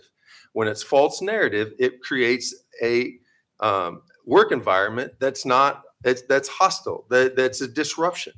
If you're going to talk about it, show the whole thing. Put everything out there that's true. Okay, so Everything. let's talk about the truth. That's all you got to do. When you crop out, when things are cropped out, it's different. Let's talk about the truth.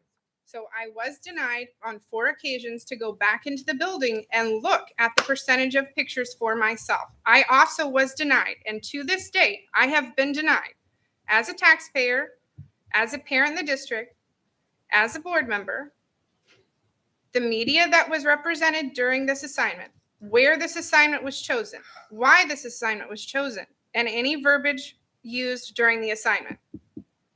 That should be public and easy accessible information.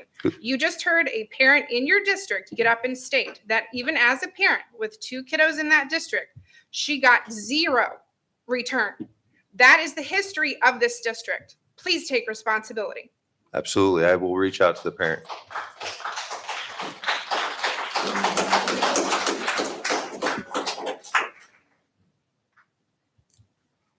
And look at why parents don't reach out. They don't reach out because they get treated like I've been treated. Like I'm a parent in this district. That's why I now sit on this board. And I will try to do everything I can to fix this district while I'm here. Thank you.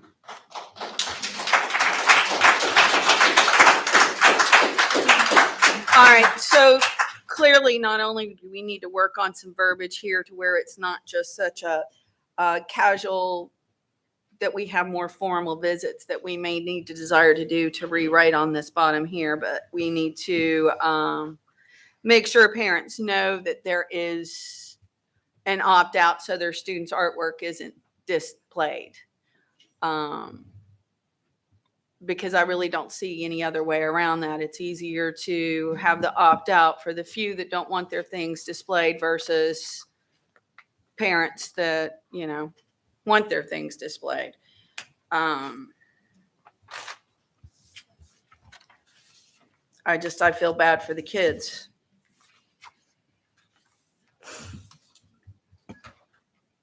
So I'm asking, rather than having board members accompany other board members as if they're taking, I'll just say it, that this reads like overreach and micromanagement.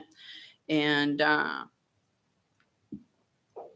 be honest, as a military spouse, and I know there's a few people that have no experience whatsoever with the military here, but this just definitely reads about like some of the military officers I've dealt with in 42 years. And, you don't micromanage elected officials with other elected officials. That's not the job. A senator wouldn't do it to a senator. A congressman wouldn't do it to a congressman. And at nowhere, anywhere in state or our own board policies does it state that we're going to have our board members micromanaging us. Furthermore, you have the dynamics on trying to do something like that where offices can change annually, and they can change based on elections. We have people that work. So if you're wanting somebody else to be at the beck and call to escort somebody else around, what are you asking for? Everyone be retired, no kids in the school district, and those are the only people they're going to be able to represent the district because everybody else has got to go to work and feed their family. It is not productive. So since we are all adults here, just like our district staff and our superintendent, where things can be very uncomfortable and frustrating, we still need to be professional. And that means we got to take the hits and blows sometimes where we do. Again, I was not there for this. Some of the other things that I've heard now are new to me. Still don't think I have the whole story, but that's okay. I'm sure it'll come out somewhere. But yeah, if a board member wants to request to have somebody there, that's always already been a given. I've gone on tours with Mr. Powell. I've gone on tours with Mr. Carney. I went on tours with Doug Darling. I've gone on tours with you. I don't see why we need to notify the president or the vice president that we need to go look at a school. And it's certainly nowhere in board policy that is the job of that office. But we do need to amend the part of that we would have visits both informal and formal, and in a timely manner of getting a hold of us. I mean, I know normally it's easy. Can you meet with me next Wednesday? I usually give a week's advance on wanting to see something or whatever. Whenever I've done it, what would be a reasonable time to get back to allow a board member to go in with the school, whether it's during school time or before school starts or after school starts? Honestly, it would depend on the day and what's going on in the building, but usually it's within 24 to 48 hours. So 3 business days. Usually. 5 yes. at max would probably work really well, and we could put that in the policy. We could accommodate that. How does anybody else feel about that? If the board resides over the school and it's their job to provide oversight and be consistently knowing what's going on, a board member should be able to access a facility whenever they want. Because otherwise we have superintendents deciding when, and based on their bias towards a specific board member or their bias towards a state representative, which is quite frankly what this entire case is about, they're making poor decisions. Every single board member deserves to be treated equally. Just because Ms. Price is president and Mr. Powell is vice president doesn't mean they're going to hold those positions forever. Imagine if Jack had to take me along with him if he wanted to go into a district. I would never allow that because it's completely ridiculous. And I would be disrespectful to Jack to presume that he needs me to go with him anywhere.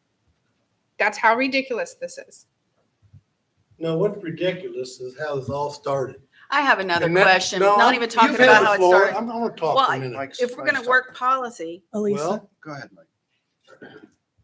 Mr. Proctor is, well, I won't say much more about it. This whole thing's become political. You got money from Proctor, you probably got money. I know you did. No, I did not. You did, 'cause I got your paperwork.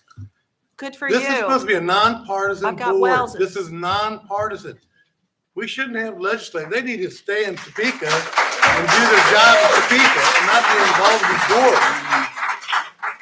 Mr. Carney. This has been a nationwide thing, this counterculture and all this crap about indoctrination. I want to see some real proof of I indoctrination. think we just provided that quite well. No, you didn't either. No, you didn't. No, you didn't. Mr. Carney. Indoctrination? Mr. Carney, What?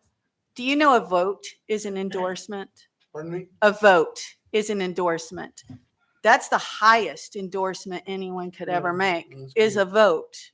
It has been stated over and over. I know I've spoken to you directly before that the Pittmans have the backing and support of, they had 3 people on this board who they supported the campaigns of. So it was political. It was a political board long before the last year that I've been sitting here. It just went your way, and so you didn't pay any attention to it. It agreed with your political values, and so you didn't have any problem with it. I don't have, I'm not a Democrat or Republican because of this. And because of the crap that Mr. Proctor is trying to pull in this community. He is shedding light where light needed to be shone. Shedding light? I don't want to talk anymore about it. He's the only one willing. If Mr. There's never Pittman, been, in all the years I've been on the board and lived in this community. So there's you're never mad been a at state Mr. representative Pittman. Involved in school politics. Or you're mad at Mr. Proctor. if I'm not Mr. mad at Pittman him. was I could care less interested about in him. protecting the students from being over-sexualized, I would have spoken to him as well. Yes. How many books have I gotten out of the library in just 1 year that should have never been bought?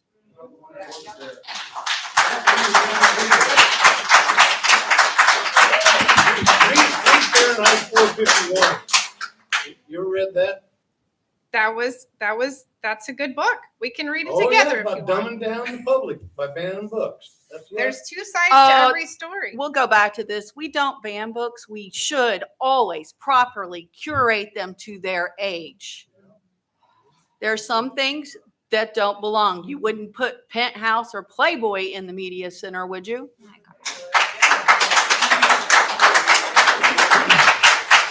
And I don't care if they can pull it up on their phone because their phones are their parents' problems. How do we move forward as a board to be productive to help our students? How do we write this policy that we can agree on? I'm fine with striking everything in red. That's completely fine.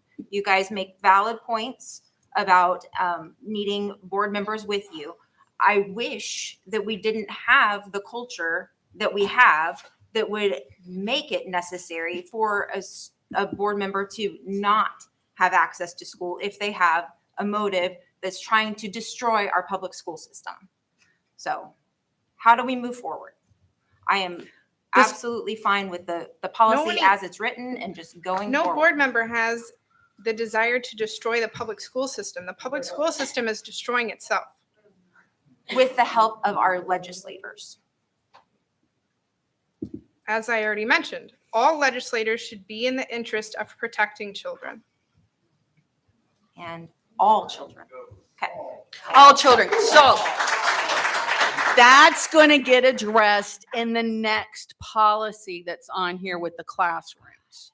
Right now we're on this one. So I agree with Mrs. Wells. I would get rid of all of this of trying to have our babysitters attached to us, conduct business as usual, and add the word formal along with informal, because the visits may be something a little less than just comfortable and happy. And if that's what they need to say, this is a formal visit rather than, hey, we're really happy and want to see the extra, I don't know, 157 trophies JROTC brought home from the last meet, then that's what I can see the that we're gonna do. problem with adding formal because as a single board member, we have no formal business. We are a board. Right, but we're not voting. They're not going in to boss anybody, but they're more formally going in to see something in particular, be it whatever display this or cafeteria food that, or whoever dropped this over here. Well, I'm not sure either word would apply then. It should simply be, hey, Board member can visit. I'm interested in coming in and simply seeing something, whether it be formal or informal. Okay. I think there's, can I speak about those Yes, terms, please do. please? Thank you.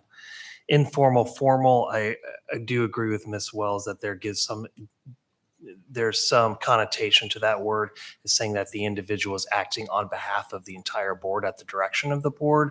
So an example would be when we had the book committee, that if Mr. Powell or Ms. Wells or Ms. Reed had to go to view something as part of the furtherance of that committee, that would be formal and that would be under different rules under this. Right. Versus informal would be, hey, look, I know there's a vote coming up. I need to go do my own personal research since I'm going to there to look for myself. It's not on behalf of the board, speaking on behalf of the board, if that makes sense. Right, and Okay, even in so- our board policy, it sits there and says, no one member speaks on behalf of the board unless it's been designated at that time for the president to do it, like cutting a ribbon or something like that. Well, Correct, it I does understand. sound like the wording that's here is the correct wording. Because Right. if everything that we're talking about here were informal inquiries by a board member to go in and see what's going on. I've done it. We've all done it. We've been able to go in and see things. Courting. I don't know how much I like having to inform the superintendent. It's a good courtesy so that all parties involved, for example, going in and it's not appropriate for us to just simply go into a school and just wander about. Right, right. So being able to contact somebody at the school, which I did with the principal, to meet with the principal and find out more information about whatever it is I want to find out information in, is informing the superintendent is great. I don't think it should be something that's required to be able to go in.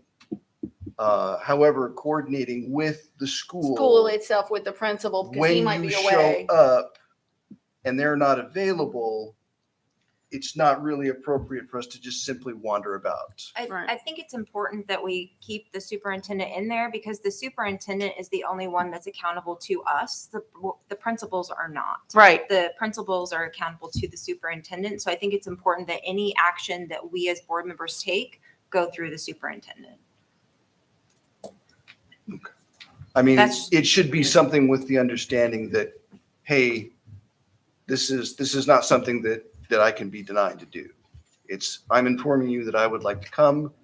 When is a good time for me to be able to meet with the appropriate staff at So the building that I would like to go to? So list building administrator and courtesy copying the superintendent so he's aware that request has been made.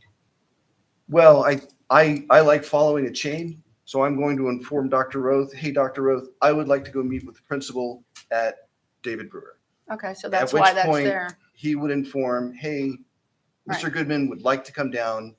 Are you available? When are you available? And so that we can have that scheduled. So that's what that says there. That's Right. Why we, right. Which is, like I said, I'm kind of in agreement with the wording that we have before. I don't think we need the extra wording.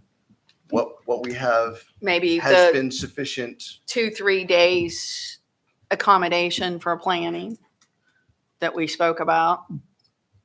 I don't know what kind of emergency scenario would require somebody, one of us, and I could be speaking out of turn, just based on my experiences and perceptions. I don't understand any emergency basis that I would need to request to go in the school and say, I'm going to go tour this school at 2:00 today because XYZ. But maybe somebody else has an experience where they might need to do that. I don't know. That request on my behalf that he is referring to was so that I could be educated when I was meeting with Mr. Powell and Mr. Goodman regarding the artwork situation. So we canceled that meeting because I was never allowed in the building.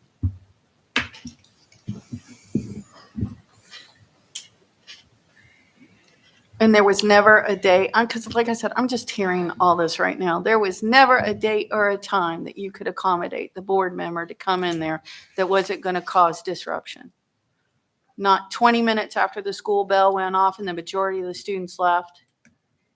The one thing that was a failure on my part was the communication back with Miss Reed. Because at the end, the one thing that she told me is that she would not have to take her phone in.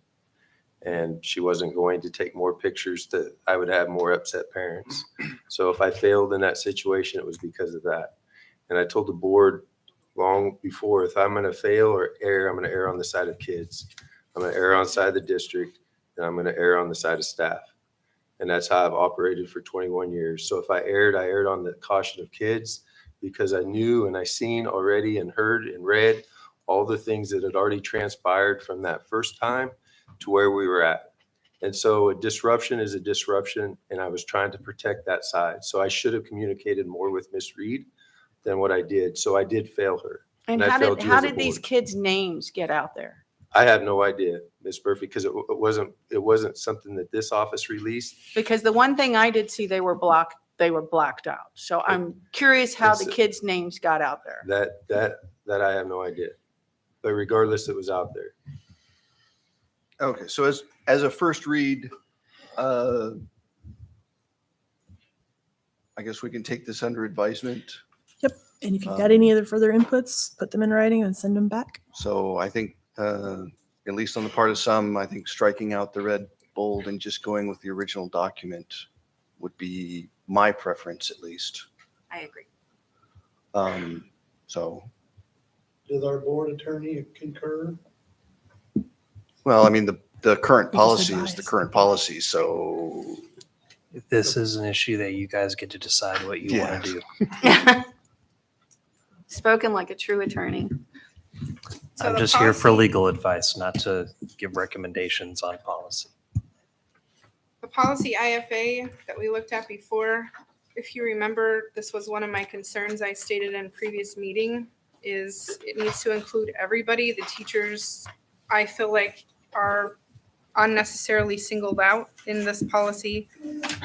And also, was proven exactly what I said, which is that if the teachers are limited, they're going to use the students. And so I'm throwing that out there again.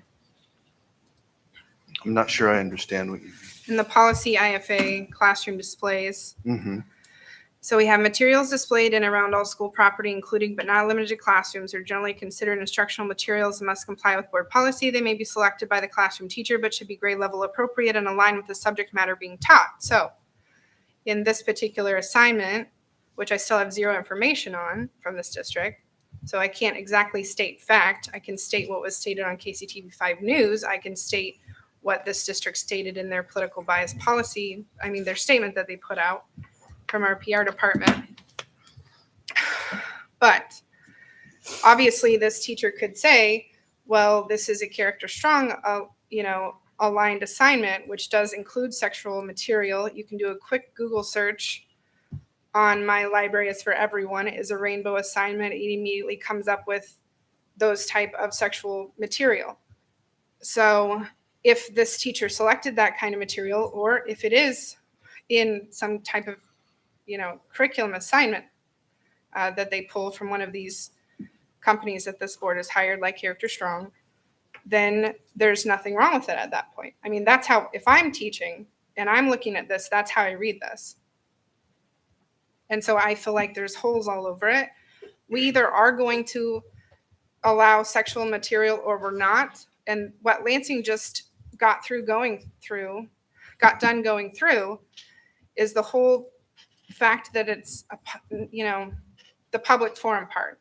So we know that no student is allowed to just hang up whatever they want. We've had issues with things being taken down immediately that they're put up from the high school that maybe should have been left up. But when you allow one side, you have to allow the other side. That's part of this whole thing. And I absolutely do not want to open the door, which is exactly why I think, after talking to the KSB lawyer staff regarding this last month, my understanding from why they put this decision down is because obviously it would never be okay or appropriate for 1 single second for anyone to put up anything that is anti these topics that we're talking about when it comes to the sexual related material. And when it's a public space, you open the door for both sides. And so I feel like this policy still has holes in it because it targets the teachers when obviously they're not the only people that are hanging things up. And that's my opinion of it. I think it needs to include everyone, not singling out teachers. Well, no, it does do that. Okay. It's under the district facilities. So Are not public forums for display. Yeah, it reads that. In the furtherance of their duties as employees of the district, employees may not post, but nowhere does it mention students. It focuses on staff. That was my original concern with it, and I still have that concern.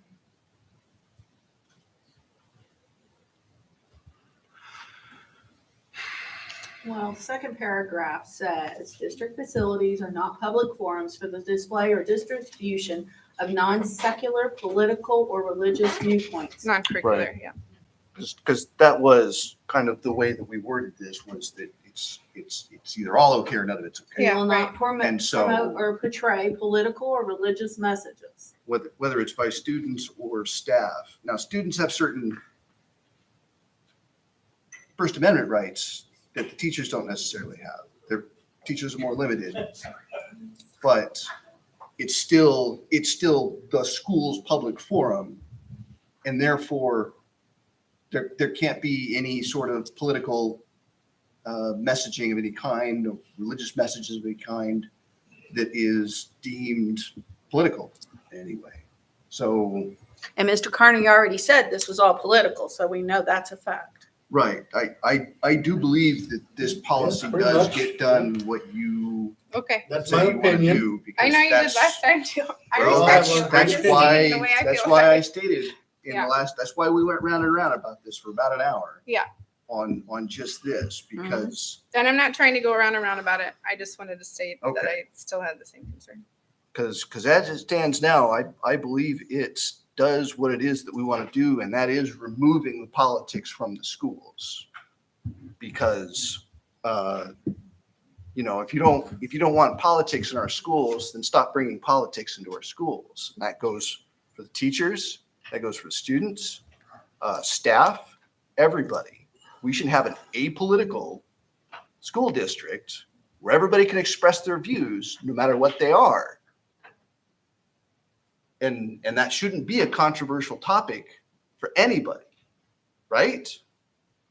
Okay, it's not teaching kids what to think, it's teaching kids how to think. So all sides should be represented. If we're going to have something, it's got to be pedagogically relevant, and it's got to be viewpoint neutral. As long as you're presenting both sides, then it's viewpoint neutral.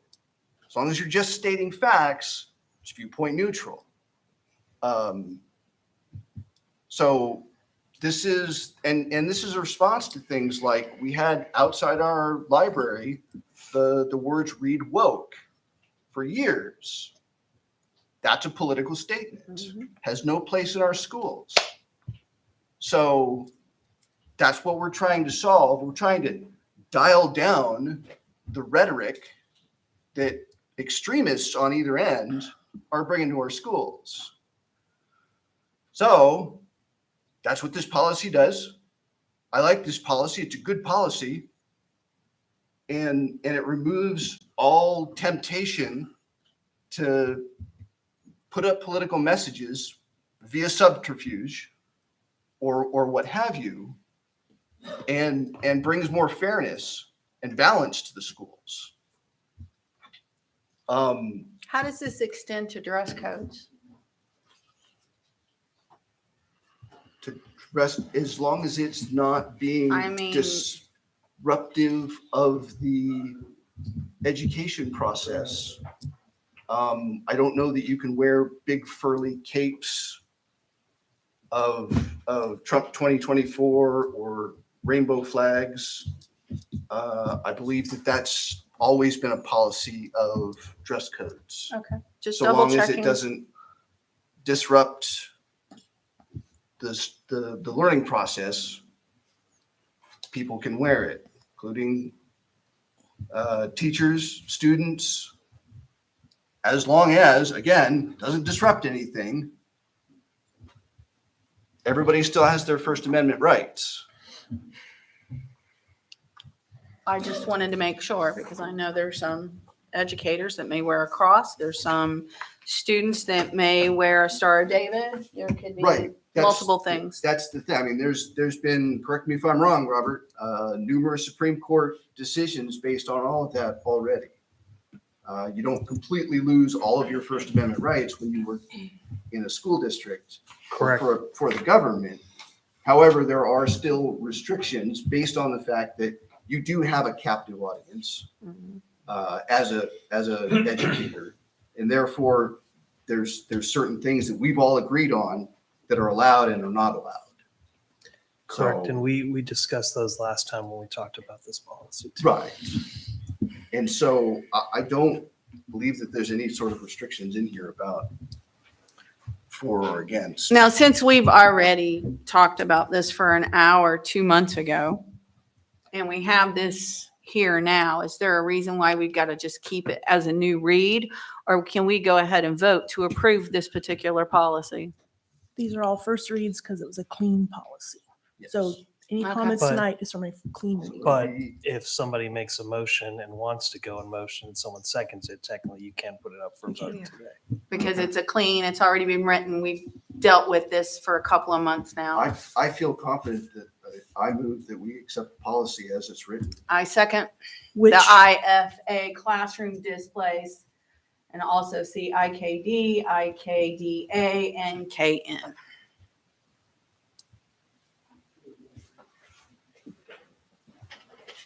So only for IFA. Then just the IFA. That's Okay. what his motion is for, Okay. is just for the IFA. Okay.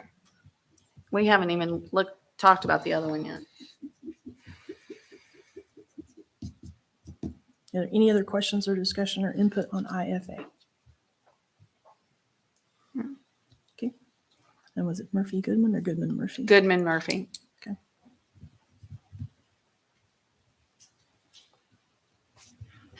Okay, in regards to policy IFA, classroom displays revised by the revised policy with a motion by Mr. Goodman and a second by Ms. Murphy. All of those in favor?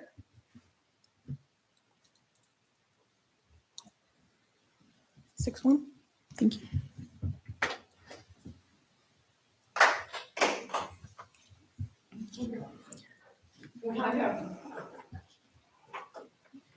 Any other questions or discussion? We have the next policy. The Only if you IF want to. textbooks. It's first read, so only Okay, if you so have first input. read. I haven't read it for the first read, so I will take that and provide my feedback to Dr. Rith. All right, thank you. Anybody else? I think having it come before us as board members to add to the collection is micromanaging and unnecessary. Well, we've had political messages up outside the library. No, I'm talking about on the new policy. Oh, on the new policy. On this- What's on- in the new policy that? So there's a new that's been added since the last time I looked at it. It was under collection approval under the new IF. It says recommended additions to the media center materials will be vetted through the appropriate building leadership and district administrative staff. The district administration will provide the recommendations to the board for approval. The board will be provided adequate time to review the materials and to staff recommended changes. Recommendations will be made available for public review in a manner similar to the curriculum selection process with adequate time for public comment before board approval. I think that is micromanaging, helping out in libraries years and years ago. When anytime we'd run a book fair, we'd get those the funds left over from Scholastic that comes back to the school, and the library gets to use those funds to put books back into the library. That's just going to slow down that whole process. They've got the money to spend, let them spend it and get it into the hands of our kids. Well, we've If I could had remind we've where had it came from? pornographic books in the schools, and we have that had to be removed because they did have Had money and said, let's just spend it and put it in there. basically naked pictures of women in them. And it slipped through the cracks. And I'm quite confident that that's exactly what happened. And this just adds an extra layer of Protection. oversight for books like that. And here, if we think back to this summer, Mr. Powell and I spent weeks with members of the community, and part of this came from our discoveries in those meetings. So you're saying that the committee that you two sat on came up with this addition to I'm the saying board part of policy? that led in because of that meeting, some additional oversight.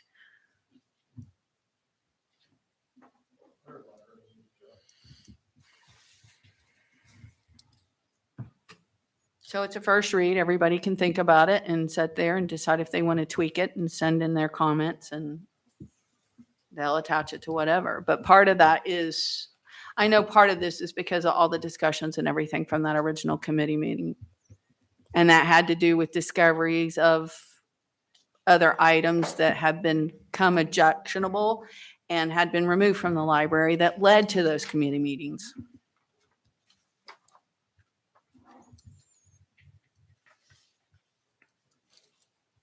All right, any further discussion? If not, we'll move on. Item 10, consideration of secondary science adoption. And I want to make, Dr. Rose, before we get started, I wanted to make sure that everyone understood this is our first cycle of adoptions after that the committee met. And this is from the updated policy. So the transparency with community, the books have been physically present pretty much since school started. They were at parent-teacher conferences, both at the middle school and the high school, and they've been online and available to the entire community for feedback. So it's been available, all of it's been there, and Ryan, if you will. You took my whole presentation. That's Oh, fine. no. I just want everybody to understand. It's our first one after the policy change. Yeah, and I kind of want to emphasize that too. This is the steps for transparency that we have been taking, is bringing to the constituency the ability to come in and look at these textbooks and see if there's anything that you may or may not object to. Additionally, we've got all of our library books up on the internet right now that you can go browse through. I've used it extensively to find books. So go ahead. Sorry. No, it's fine. So good evening. Thank you so much for taking some time to consider this recommendation of this package of products, I will say. So as you know from previous presentations, it's about an 11-month process. It began end of April last year when we first met with our science teams to get characteristics of feedback. And that's led all the way till when you were told of what was being recommended by the teacher committee at the beginning of March. So truly is an 11-month process that our team goes through. So I just wanted to start off as a refresher of kind of the 7 major steps we go through in a core resource textbook adoption process. So that first and foremost starts with that, what's expiring. Nowadays, with having both print and digital licenses, and every recommendation you get in this has both, we have to look at what is expiring, what textbooks are being sunset by the company, so we can't extend them any further, and then what those needs are based on changes in standards, things of that nature. Then we cast the widest net possible. I think of it kind of like the giant funnel, and then we get more specific as we go. So that first meeting when we have with staff, we ask, hey, what are some of the resources out there that we should take a look at? We also look at statewide adoptions in states that do approve textbooks. Kansas does not do any vetting of textbooks, so that's purely on the local district. But there are states that do, so we try to use that as a review source, as well as any third-party reviews that are out there. From that, we also get kind of wants and needs for our administrators, teachers. In this case, because it's secondary science, all teachers were on the committee. It wasn't like a subset. It was every science teacher that would be teaching those subjects. Then we try to narrow that down, and that's really where our team in teaching and learning comes in to hopefully get it to a manageable list, because teachers are very, very busy. We can't give them 15 products and have them really dive in. So we try to narrow that down to what I call semifinal list that then they can kind of dig into, and then we give recommendations for what will be piloted. So that kind of gets us to where we got in August, which we had a group of about 5 product profiles we gave in a Google site for the teams to look at. They gave a rating scale that then was a final 2 set of products that we then piloted. And we ran those pilots as in the past, kind of back to back. Starts with a 3-hour-ish in-person PD session or virtual in some cases. They then go through the process, have opportunities to ask the vendors direct questions or run those through us as easy. If the vendor allows it, we give them pretty much exactly what they would have if they purchased the product. Some vendors are more restrictive on that than others, but that's what we aim to do from our team. And then we always kind of wrap up with any last Q&A, that sort of thing, before they give a rubric-based recommendation based on board policy and standards language, things like that. So we did that process back to back. And then that, of course, comes to, which would we want to move forward with, and looking at costs and negotiating discounts, all those kind of things, and bringing a recommendation to you. So with that, we'll talk about some changes we made. That kind of was the preview here, but these are our current classes that weren't in the high school. One thing that our high school team did as part of this process was did kind of a course audit, so to speak, looking at forecasting over our next 6 to 7 year textbook adoption cycle. What courses are we committing to supporting? Because we don't want to buy a resource if then we're going to retire the course in a couple of years unless something unexpected happens. So as they went through that process and had conversation with their admin team, their leadership team, and their science team, they came to the conclusion that environmental science was one course that would be retired after this year based on staffing primarily. So that was in your initial list when we set your courses, and that is a current course, but that's going to be retired, so you're not going to see that in the recommendation. And that was kind of going on concurrently by the team. So a little bit kind of delving into the process more specifically. Like we said, we did review of wants and needs in the spring. Then summer is really our exploration of the marketplace. And that's where myself and then Michaela Heath and James Perry on our team who do an excellent job. James represents the technology side. Michaela represents the literacy and instructional side. We kind of do some researching, have introductory meetings with the vendor to get an idea of the products and try to do that narrowing down we talked about. Then, like we mentioned, we give that semifinal list to the teachers. And then the top products from that, they ranked them. That's what we piloted, and that's what we rolled forward with. And then from there, this cycle is a little unique in that you have so many courses at the high school. They then were looking at, did this pilot vendor make more sense than this one for those other specific courses? Within that, and that's kind of why you have a mixed platform that we went with when we get to what was recommended. As you can see, also, we did about a 6-week pilot process within that. Some new additions, per what Ms. Price mentioned a little earlier.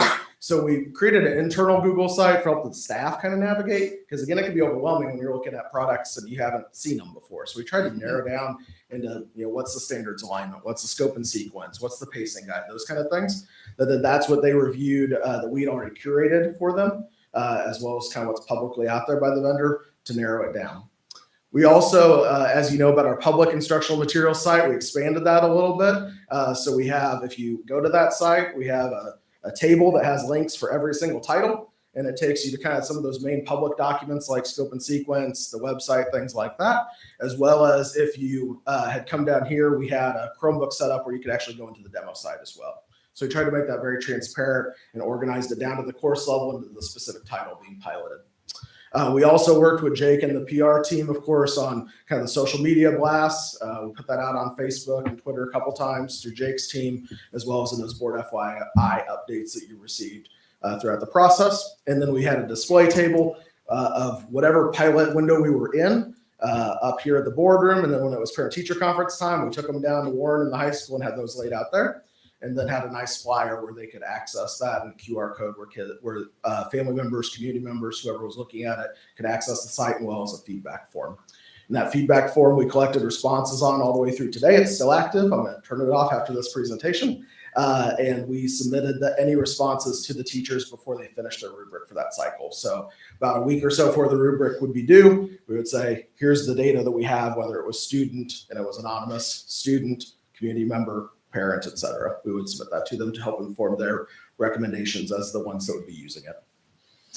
So this is the flyer you may have seen if you were at parent-teacher conferences, or you might have seen it on through Jake's publication. I take zero credit for how pretty that is, but I thought it was really nicely looked and formatted. So on one side, you have the vendor information that takes you straight to our website that has that information and all those public links. And then the other half has the feedback form. And that it was like probably a 6 or 8 question feedback form that had some open-ended options, as well as a few rating type scales. Again, that was open to students, optionally, parents, or just community members in general. So some layers, and we shared this before, I just added and updated from last year. We really tried to think of it in 3 main layers when we're going through this process. The out-of-district information and gathering and feedback loops, and that includes that what's in the marketplace, looking at those statewide adoptions, looking at third-party reviews as we can track them down. We also try to reach out to districts in the area or in the region that are using that vendor. Science is hard because you have so many specific titles, but we reached out to districts that are using those vendor to find out about how's the implementation been, how's the standards alignment, is there any material that you've run into that's been an issue, things like that. Our in-district information gathering and feedback loops are those presentations. Teachers get feedback, everything from the PD that they were provided down to the alignment to standards. And they have plenty of opportunities to ask either through us or directly to the vendor, whichever they're more comfortable with.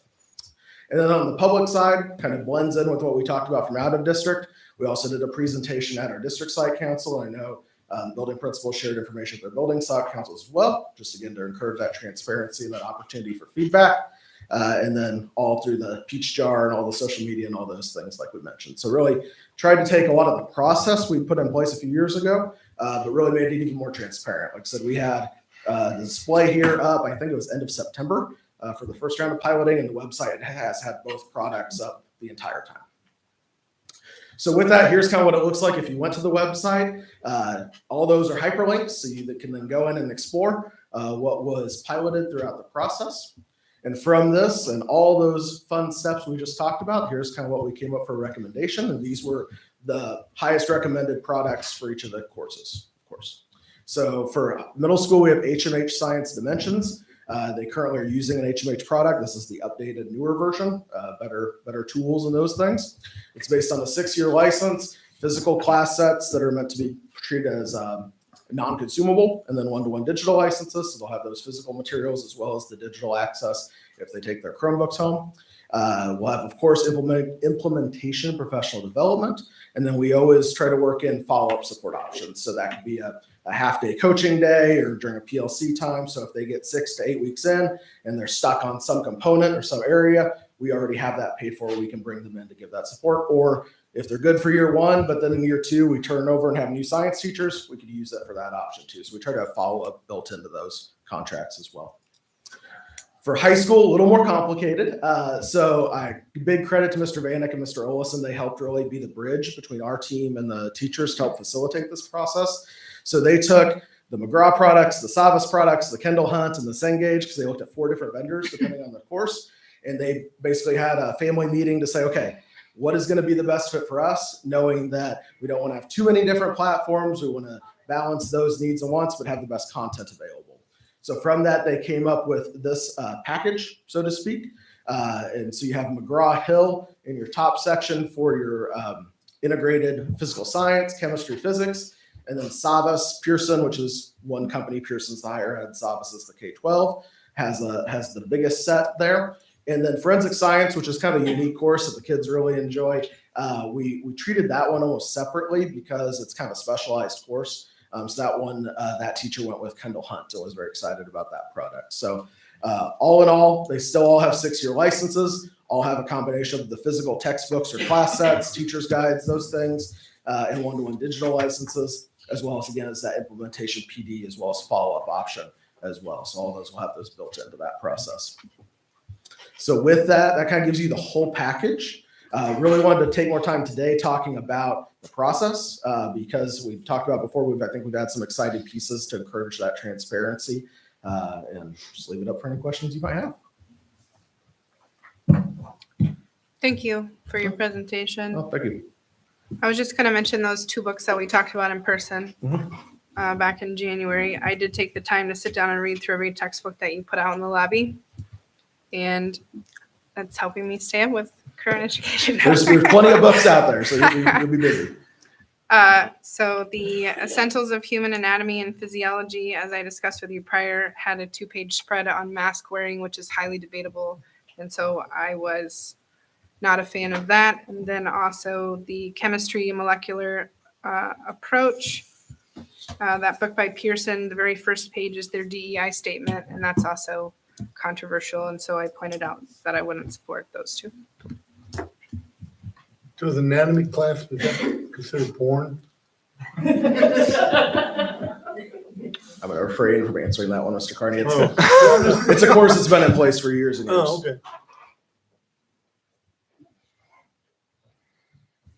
Any other questions for Ryan? Just one, because you and I also went over a couple of the titles and problems that we had. One of them, of course, ended up being dropped, but what kind of feedback do we get from the community? To be honest, in terms of numbers in the feedback form, it was Did you get feedback? It was relatively low. Like I said, we put it out there and we shared anything we got. But the most of the feedback in the form was the optional student pocket was the biggest pocket by far.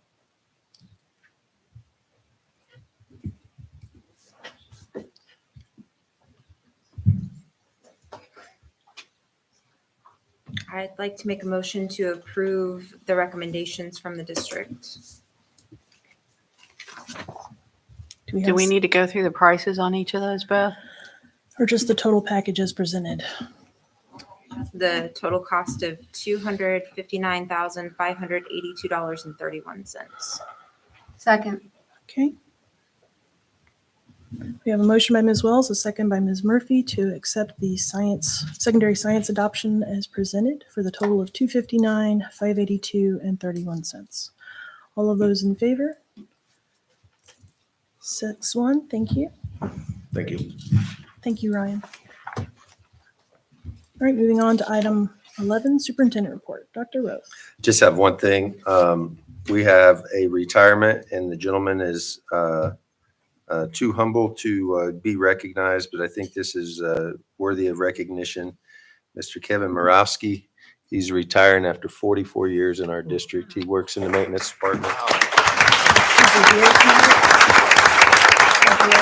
No.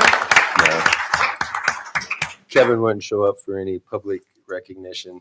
They had to sneak in a lunch for him, Matt said, just to make sure he showed up for the lunch. But Kevin is one of those guys that has a wealth of knowledge. And I know Matt and his crew and his team's going to miss him greatly, as will the district. So 44 years dedicated. He was a high school graduate of USD 453, and he spent his entire working career. Now he's going to work on hobbies, he said. So Good for him. super excited for Kevin and all that he's given to our school district. That's it, Dr. Roth? All right, thank you. Item 12, executive session for matters affecting a student. Madam President, first of all, how much time do we need? 10 minutes. Can I have a bio Okay. break as well? So Sure. 15. We'll do a add bio to break it? up front.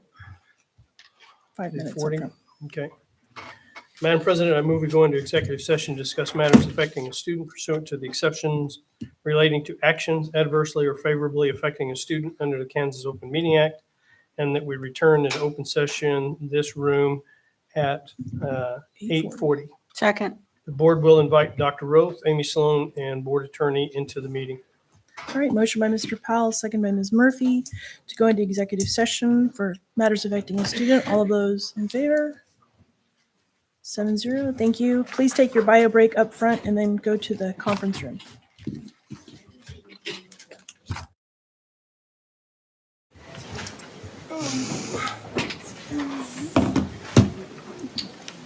Okay, non-elected person. Okay. For item 12, executive session for matters affecting a student. I'm going to be reading resolution 22/23-022. Whereas pursuant to a hearing of the provisions of KSA 72-611 et sec, the hearing officer recommended that a student be suspended for an extended term or expelled from January 20, 2023 through the first semester of the 2023-24 school year. And whereas the student or the student's parents or legal guardians, if the student is under age 18, timely appealed the decision of the hearing officer to the board. And whereas an appeal hearing before a hearing officer appointed by the board was held on March 7th, 2023.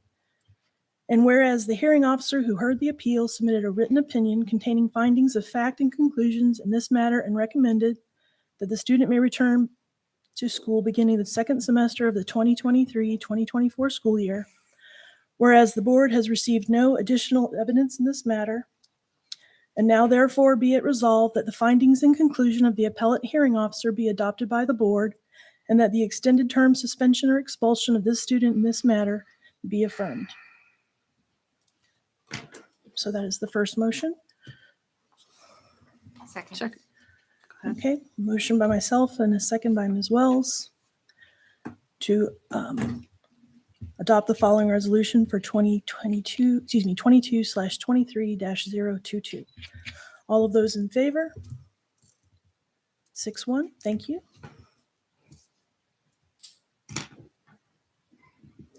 And I'll remind all board members to please stop by and sign this resolution before you depart this evening. Okay, moving on, item 13, executive session for consultation with attorney. Madam President, I move we go into executive session for consultation with our attorney pursuant to the exception for matters which would be deemed privileged in the attorney-client relationship under the Kansas Open Meeting Act, and that we return to open session in this room at 8:52. The board will invite Dr. Roth, Amy Sloan, and board attorney. Second.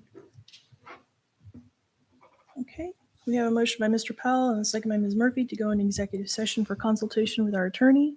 All of those in favor? 7-0, thank you.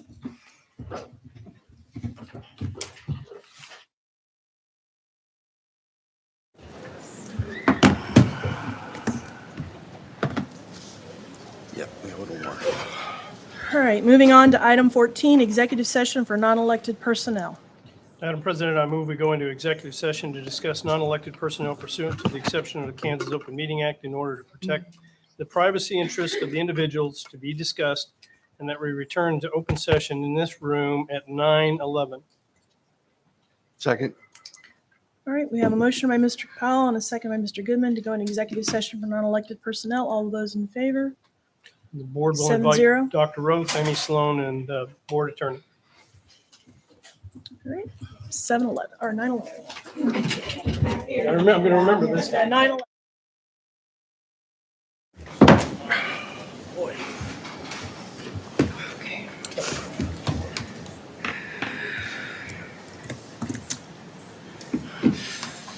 Item 14, session for non-elected personnel.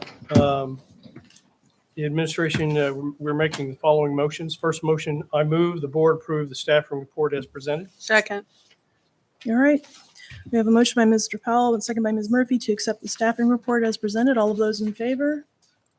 6-1, thank you.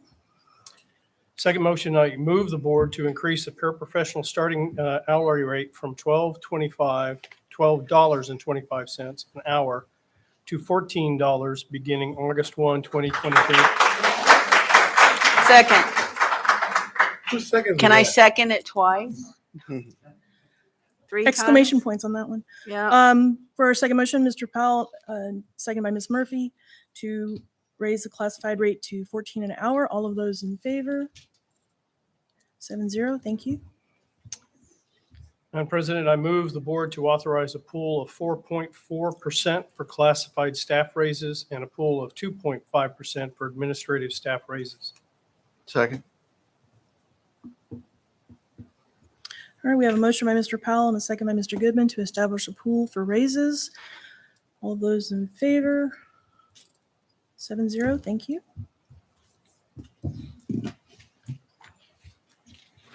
All right, moving on. Item 16, closing of our meeting. So just to highlight a couple things that are upcoming on the calendar as we hit the home stretch to graduation, there's lots of recognitions for our students. So I want to highlight some of those dates for your calendar. The 24th of April is the Academic Awards at the high school. 3 May will be the Horizons Scholar Gala at the Riverfront. May 4th will be our retirees celebration at the Pioneer Career Center. May 12th will be the JROTC Awards ceremony at the high school. The invitation that we received from the younger Miss Murphy said May 10th, and I verified with her that it is May 10th. So May 10th, sorry. The date's here. So correct that, May 10th. May 18th, the Senior Honors Night. There'll be a virtual event. And of course, graduation will be on May 20th at the high school at 10:30 that morning. Is there anyone from the board that knows they will not be at graduation on? I'm sure Ms. Murphy, you won't be at graduation on the 20th, right? Anyone not going to be there? No. We'll be All right, so everyone's going to be on the stage. I'm actually supposed to try and catch her. We'll be behind you. Okay. Okay, moving on. Excuse me. Did I skip it? Executive content. All right, so next is the unscheduled patron input, 16.2. I have a stack here. I'm not going to reread the our introductory blurb, but to remind everyone that is speaking, you have 3 minutes, and at the 15-second mark, I'll remind you that you have 15 seconds remaining. So my first in the stack is Preston Reed. Rico, I'm sorry.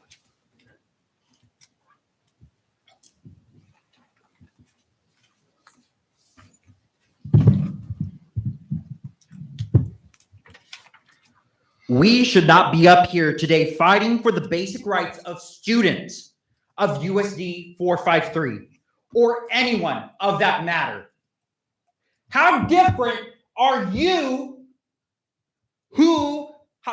how different are you from those who supported the hatred in the years of segregation in the United States of America? How different are you from supporting the hate that you prop up in this school district, that you allow in this environment that is supposed to nurture, that is supposed to be an environment of learning? As an educator, I do not have the time, nor am I paid enough to entertain such stupid and puny ideas from conservatives that I am pushing an agenda, that I am pushing an LGBTQIA plus agenda or trans agenda. I only have one agenda: to support the students in every classroom as much as I can, to help little Timmy or little Samantha in their math and in their reading. That is what I am here to do. This is my second time coming before this board about so-called topics about culture wars. First, it was about banning books, and now students, because they are simply human and want to support love. When will Pat Proctor, Vanessa Reed, and the other conservatives, vile, homophobic, Sorry, Mr. Rico. bigoted, puny-minded, inhuman people, Mr. members Rico. of the board, stop? Will they stop Mr. when they Rico. bully students because they choose to love? Mr. Will Rico. they stop? Mr. Rico. Because when will they stop? Mr. Rico. When will they stop because they? When will they stop when they have students who choose love commit suicide because they chose hate and not love? And with that, I concede the rest of my time.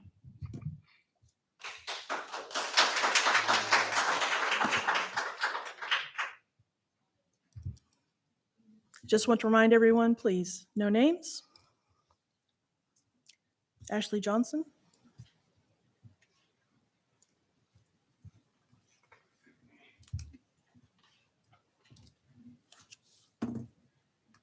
Hello, everyone. My name is Ashley Johnson, and my son is a 5th grade student at Leavenworth School District. I live in Leavenworth, Kansas. It has been brought to parents' attention that our local state representative has partnered up with a member of this board to promote and push their political and religious ideologies into our schools. It is important that I preface what I'm about to say by disclosing that I do not side with Democrat or Republican. I just support right from wrong and common sense, similar to the code of conduct this board is supposed to abide by. After the last board meeting and witnessing our state rep and one board member not only refuse to take ownership of their actions, but lie about their involvement, I felt responsible as a parent to step forward to shed some light as to how my son has learned about the LGBTQ plus community. So how does my son know what gay is? Spoiler alert, it's not school. I told him. I am 29 and my son is now 9 years old. Both of us have grown up with the LGBTQ plus community, just being as normal as a traditional couple. We sometimes watch TV shows that showcase the gay couple.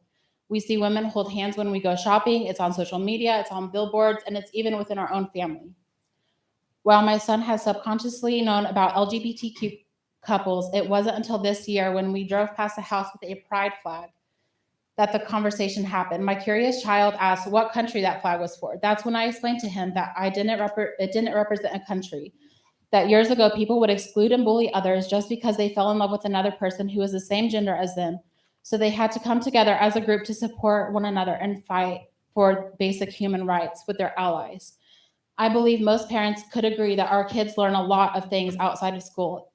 And even when they enter school, we cannot control what information other kids learn and choose to share with ours. One day, my son learned about Santa Claus at school, and my first thought was not to accuse the teachers of disclosing that information to him. Speaking of teachers, if we have a problem retaining our educators, then members of this board should stop accusing our educators of indoctrination just to help your buddy push his political agenda that he piggybacked off of other state politicians.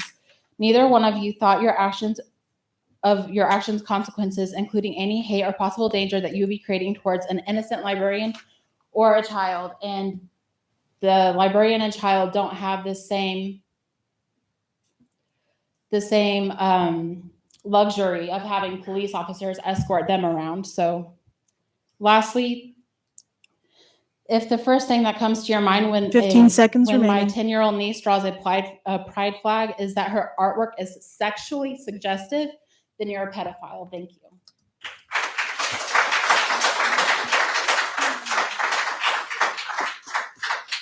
Mac Allen.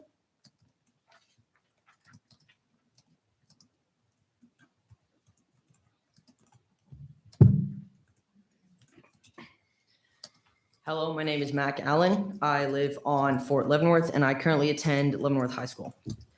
Tonight, many people have made claims to who I am. I've decided to speak tonight to tell you what I am not. I'm not a religion. I'm not a mob. I'm not deranged, not a political figure, not a child sexualizer, not pornographic material, not a pawn in a political game. I'm not something to be fixed or barred from school life. I am a child. Nothing could have prepared me for what would be said at this meeting. The use of my friend's life as a testament to bigotry. Suicide should never be used to spread such hate as we've seen today. 13 bills. 13 anti-trans and anti-LGBT bills have been introduced in the state of Kansas. Some of these bills have been passed by a Republican supermajority. It is morally wrong to allow political figures into our schools, my schools. Parents should be involved in their children's learning. Politicians should not.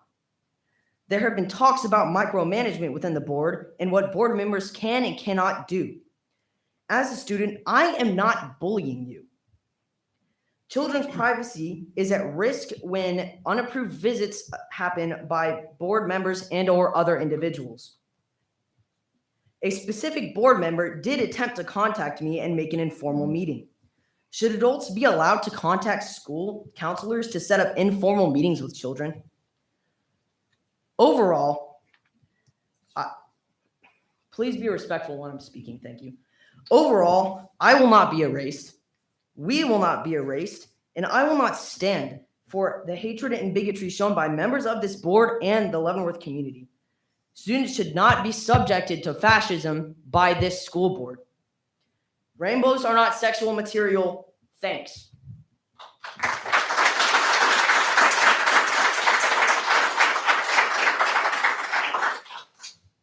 Brandy Bond.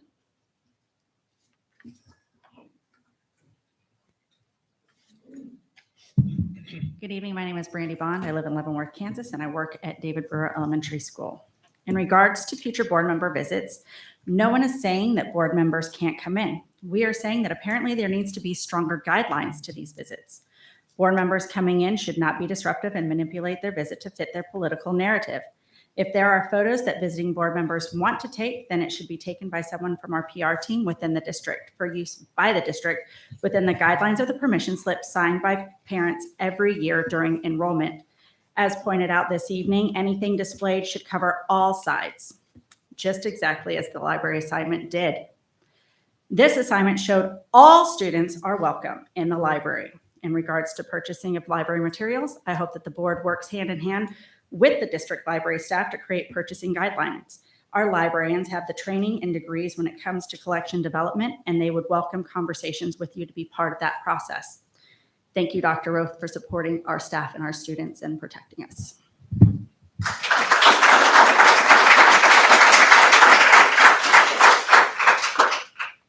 Brian Stevens.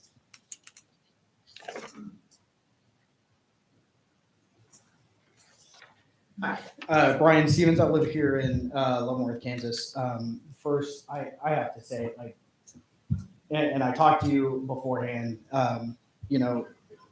this is the youth of our district right here. Whether you agree with that student's position or not, it was well put together. It was well researched. It was well stated, right? All he's asking for is to participate in JRTC and wear a uniform that's associated with who he is as a person. That's not too much to ask. That's a student that wants to be connected to our community. And we're standing in the way because of what, a religious belief? Because you don't agree? Is that where we want to be as a society? We talked about and the previous speaker talked about the board members showing up at the school. I conduct healthcare inspections for a living. We do unannounced and we do announced. We never go in without a plan. If you want to go into a school, have a plan. If you find something objectionable, bring it in for public inspection. We heard all summer about these books that were banned from the library, but there was no public inspection. I don't remember any of that being brought here and talked about the decision-making process, what was objectionable, what was used to define what was objectionable. We don't have a plan. So is it just words? I mean, I came to this board and said, hey, we have a street issue by my school, by Henry Leavenworth, by my home, right? You all remember that used to be a hot topic, right? Now it's nothing, but we worked together as a community on solutions that actually worked. And there are some board members that even saw that it wasn't just words for me. I was out there counting cars and seeing what I could do to help this situation too. But I asked some of the people that have stood up here, have you been inside one of the schools here? Have you talked to any teachers? I know there are teachers in here because I've talked to them. And I think I think you already left. If they're part of some woke agenda, they've got more time than they're letting on. Because the teachers and the educators that I know in this district that I graduated from, that my kid graduated from, and I have a freshman in. 15 seconds remaining. I know those teachers come to work, and we should appreciate their behaviors, not without evidence accuse them of being some part of some narrative. Thank you.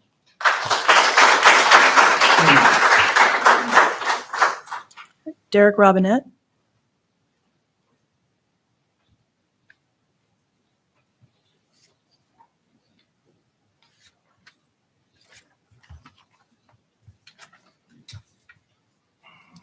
Well, thank you for giving me a few minutes to get up here and address the board. First off, we talked about some tonight about protecting kids.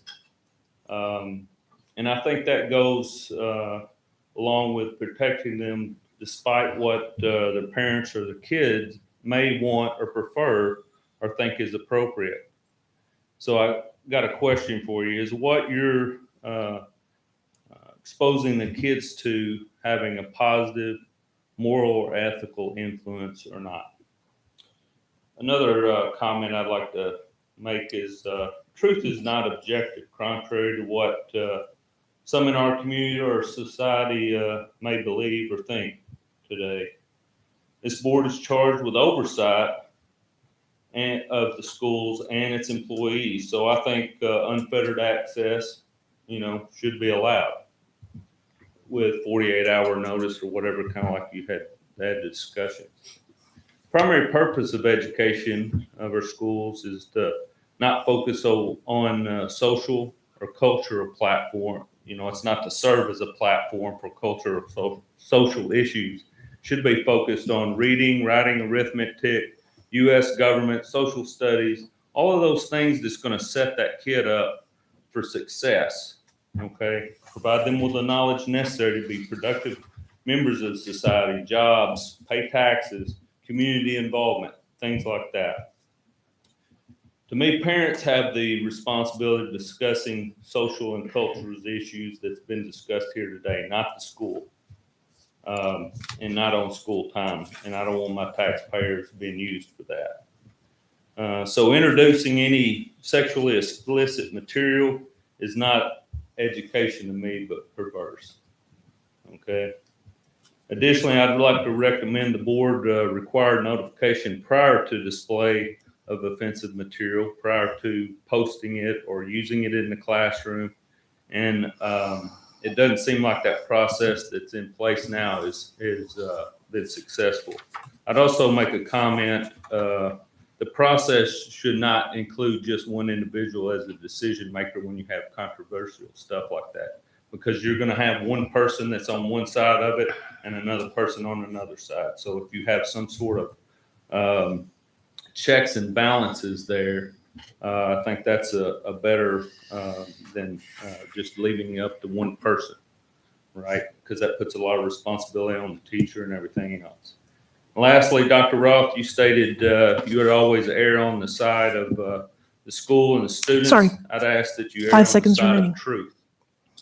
And Mr. Robinette, your time is up. Not what is culturally popular. Thanks. My bad.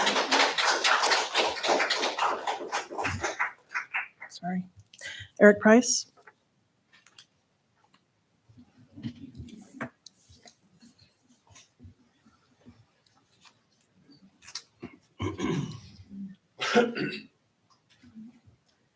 My name is Eric Price. I'm a resident of Leavenworth City, and I have a junior in Leavenworth High School.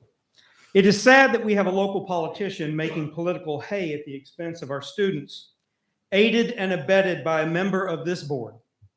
Our families, our students, our staff, we're getting kind of tired of it.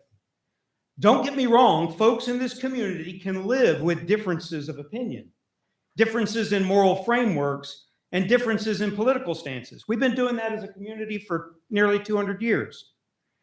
But it is not political disagreement that is driving for some to call for the resignation of this board member. It is distrust. It is certainly possible that this board member believes the things that she says, and she thinks she's doing something good. And it is fair for her to hold her personal moral beliefs regarding queerness and other issues that she may take issue with. Be that as it may, she's either grossly uninformed or complicit in the political shenanigans of our local representative. She is certainly uninformed as she thinks that CRT and grooming and indoctrination is happening in our schools, because it is not. If she is listening to our state rep, then she isn't even getting the facts that are readily available to her as a board member and as a parent in the district. Those facts are not necessarily available to Mr. Proctor, whose understanding of what goes on in our schools is limited to manufactured outrage and talking points from the Heritage Foundation and the Kansas Policy Institute. It seems far more likely that she is simply complicit. After escorting that politician through one of our schools, this board member made no effort to correct the mischaracterization made of the library display. She could have easily refuted Proctor's statements, his lies, right here in this building or through the media, and she did not. In using her official position on the board to bring her political mentor to the school in a pathetic attempt to gather dirt on our staff and faculty at the expense of our students, she is putting politics over the needs and interests of our schools and families. The threats received by our schools and students since make clear that she is failing to live up to her obligation to all of the families in USD 453, regardless of their politics or sexuality. It is interesting that someone who opposes teaching some portions of American history because it might make non-minority kids feel bad about themselves has no problem promoting 15 seconds agendas remaining. and facilitating political prosecution that makes gay and trans kids feel bad about themselves. You're not here to judge our kids. You're not here to target our kids or to facilitate targeting by other people. Thank you.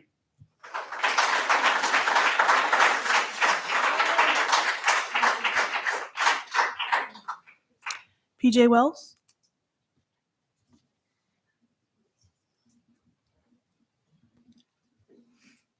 Good evening, members of the board, Dr. Roth, and community members. My name is PJ Wells, and I'm a sophomore at Leavenworth High School. I would like to take a moment to give a student perspective on current issues at hand. As someone in the high school who is older and able to give a voice to those not able to represent themselves at this meeting tonight, or those who do not feel comfortable enough to speak in front of the representative board. While I appreciate the support given to me and some of my peers, I find it absolutely disgusting that my school and district has become a field for community members and those in power positions within the district to voice and support their political and religious beliefs. It's disgusting that there's only support or attacks when an issue affects the community member and not the student. It completely confuses me why so many community members who don't have any involvement within our schools get so involved when their own views are challenged. My school district is a place for the promotion of education and support of all students within the schools, not leaving room for attacking any student. There's no reason any student from any background should be attacked by community members.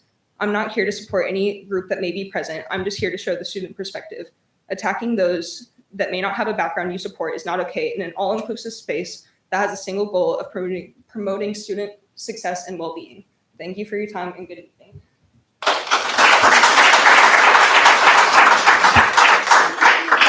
Jeff Pittman.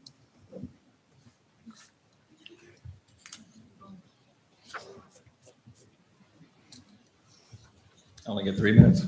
3 minutes. Well, first off, my name is Senator Jeff Pittman, Senator here in Leavenworth, Fort Leavenworth. I want to thank each and one of you for public service. Obviously, it's a difficult job. I want to thank each and every one of you and our community members expressing your different viewpoints. I do stand against somebody being targeted, a student being targeted in our schools. I did hear before somebody had accused me of supporting something called over-sexualization. So I'm here today to say there's nothing further from the truth. I don't even know what that means, really. In fact, my colleagues like Senator Holscher and I fought hard for years passing a bill that extends our current very limiting statute of limitations on the very limited sexual assault bill that we have out there, or laws that we have out there. It was being blocked by the majority to protect a certain religious organization's priests. And we were able to extend that out and help those kids that had been assaulted in the past and had been denied justice. Secondly, I have supported through and through public education for our kids, no matter their zip code, no matter their gender identity, no matter their financial backgrounds or their ethnicity. Every kid deserves to reach their God-given potential, and who are we to stand in the way of that? Thirdly, what I'm hearing here is a lot of divisiveness. We are a diverse community, and yet we have teachers here doing their very best, and yet they feel that they're under attack across the state, including in this district. We have kids. I just attended a suicide vigil the other night, and they're doing that across the state at an alarming rate. We need to make sure that we aren't just reacting to the rhetoric of a very vocal few and not addressing the issues at hand. We have kids that are launching into the global workforce and they need to understand the diversity that they're walking into. And I know that we all here think that we are working on the behalf of the students' best interests at heart, but I caution you not to just be reactive. We have a tendency to lash back at change, to lash back at things that are different than we know or what we grew up with. I understand that, but we need to be cautious of broad bands, of overreacting with policies that don't take into account the intricacies of the issue that we're dealing with. I'll finally say this: we can work together. We can have grace with one another. We can apologize when we might have offended and didn't mean to. We can recognize differences, and we can choose solutions to move forward with, solutions that can include everyone, and we can push it back against divisiveness. I'll just ask that we all remember that we are a great community. 15 seconds remaining. We are a great community, and we are worth it. Thank you.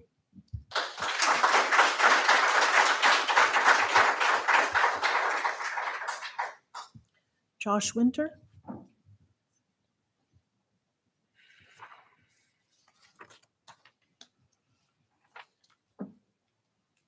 Hi, my name is Josh Winter. I have 5 students in the Leavenworth School District from first grader up to a senior. And I just want to say I'm really thankful for the Leavenworth School District. I've had kids in David Brewer and Henry Leavenworth and intermediate and middle school and the high school, and have received really good service from all the staff there. I'm really thankful for kindergarten teachers, the first grade teachers, that we have had. So to get that out of the way, I always love to talk about how thankful I am for the teachers that have taught my kids. In regards to the current situation, the whole thing's really regrettable. I just want to say, haven't seen anything that, in my opinion, calls for resignation of anybody. I support, just to try and stay appropriately generic, I support all of, you school board members that serve my family, to represent your constituents, to the best of your ability, to the best of your conscience. And, I appreciate the time you guys put in. This is the first meeting I've came to, just seeing what goes on. It's like, wow, I can't believe people have time for this, and that you take time out of your otherwise busy lives to serve my family. I'm really thankful for that. And thankful for all of you guys that are here doing what you believe is best for the kids. What I would like to see from the school board that, represents my children is that you work together in a civil manner. I get really frustrated when I'm interrupted, and I'm frustrated for each of you as I've seen a lot of you be interrupted by others tonight. I'd like to see my school board interact in a little more civil way. And as I continue to come to more meetings, that's what I'd like to see. And thank you all for your service to the community and my family.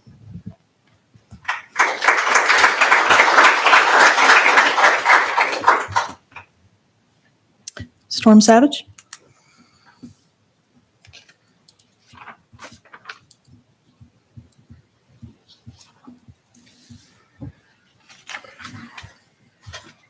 Good evening, everyone. Good evening, members of the board, community. My name is Storm Savage. We've been in this community for almost 2 decades.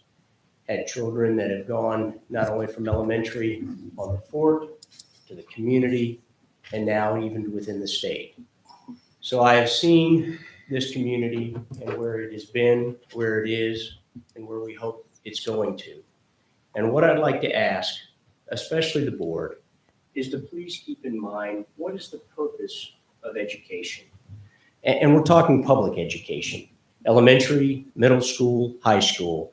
We can debate college forever, But along with taxpayer dollars, community participation, and especially oversight, it is to be a productive and contributing member of the society. Otherwise, our society fails on all grounds. How important is that? With the basics that I hope all can agree with is reading and writing and arithmetic.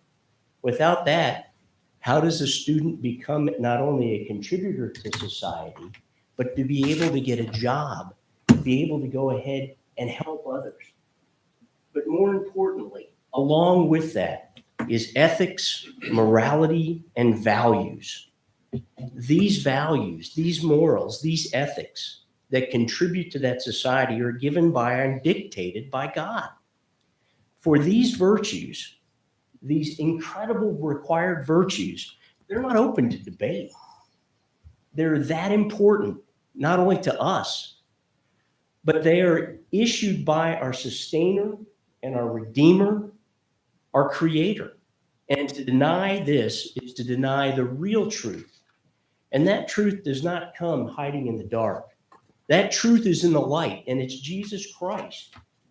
That not only means acceptance, but that also means following what is given by God and how we should act, what it dictates, and especially the morality and ethics. And the first failure starts with sexualization and sexuality. And if it is not at an age-appropriate level, not by my opinion, but it's given by God, then we're wrong. And that's where this board is charged with ensuring that those virtues are maintained, the education is given, and that the rules are obeyed to conformity. As I said, we can argue all day. 15 seconds remaining. And that if we don't ensure that God is put first and foremost, we as a society will fail. And that's what I ask and please require, and am required and compelled to ask. Mr. Savage, your time is up. To remember and maintain. Thank you so much for your time.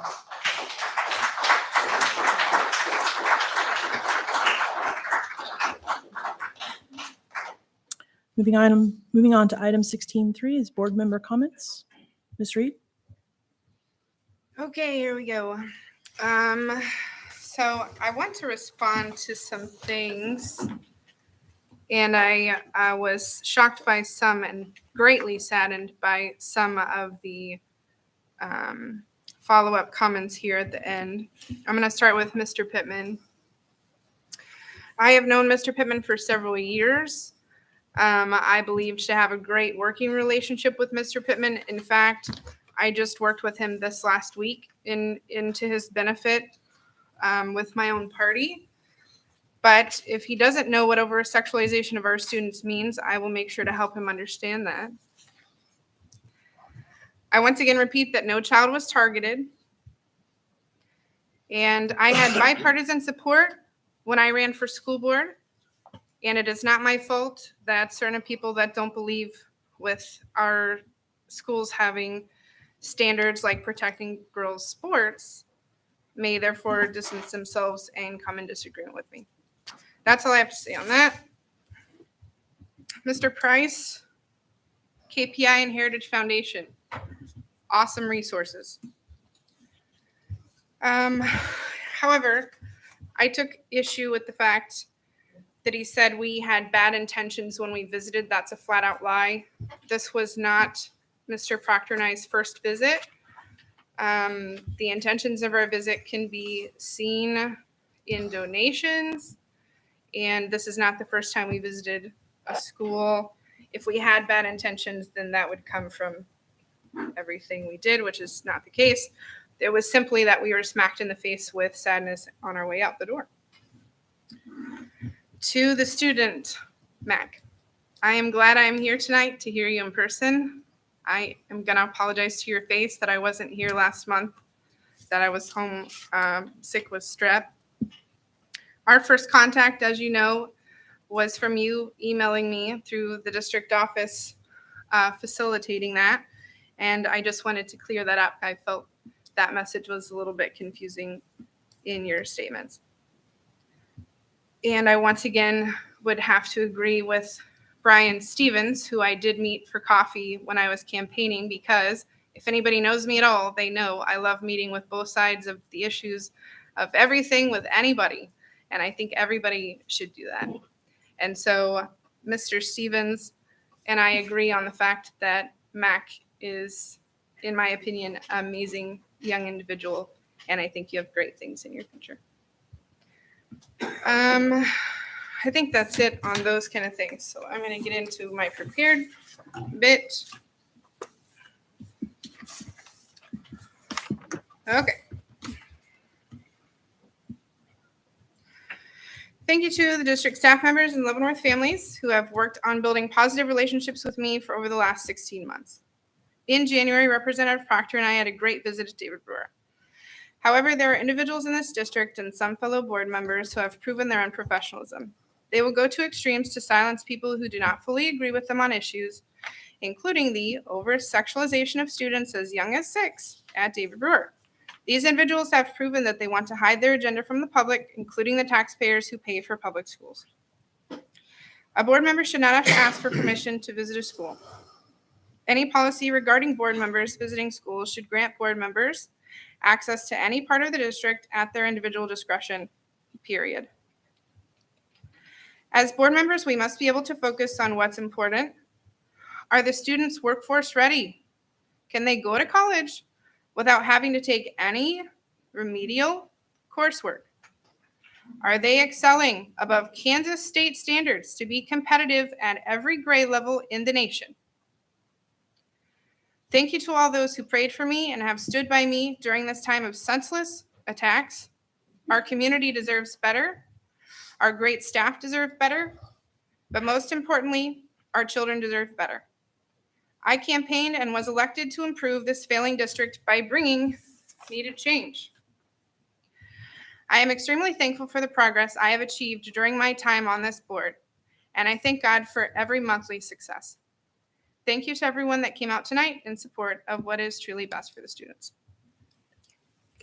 Mr. Goodman? I'd like to thank the community for coming out. I wish we could get participation of this magnitude, maybe not for the same issues that we do tonight. I do want to address some of the accusations that there's no indoctrination being done in our schools. There is, across the nation, numerous news articles of children being forced to stand up in class and labeling them as oppressors for being white, male, and Christian. There's a Manhattan school teaching white students as young as 6 that they were born racist, should feel guilty benefiting from white privilege while heaping praise and cupcakes on their black peers.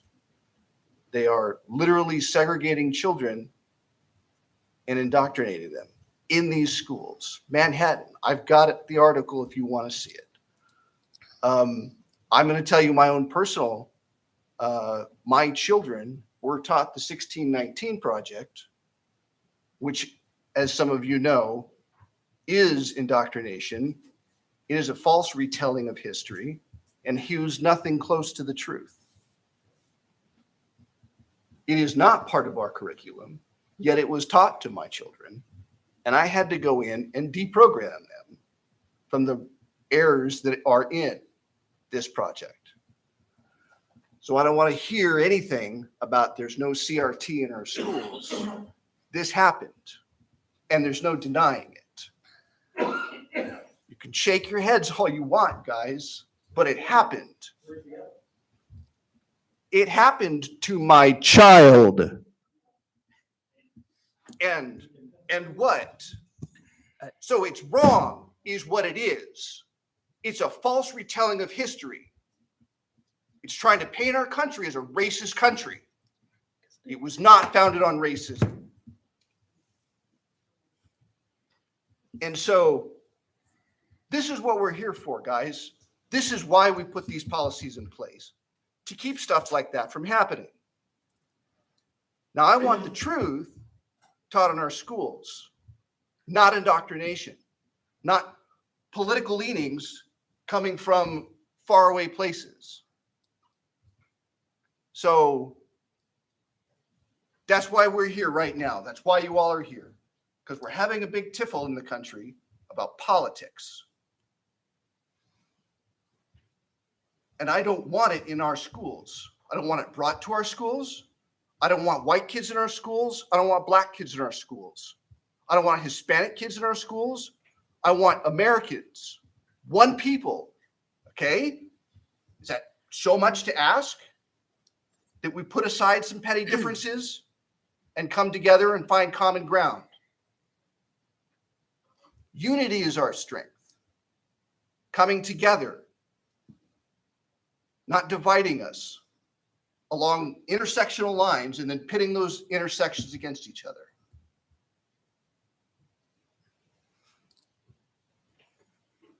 That's all I have. Thank you. Ms. Murphy? So we get preached a lot about culture on this board and in this district. There was somebody targeted because of a comment about blue eyes. To have a preference for blue eyes is no more racist or anything else than having a preference for vanilla ice cream or chocolate.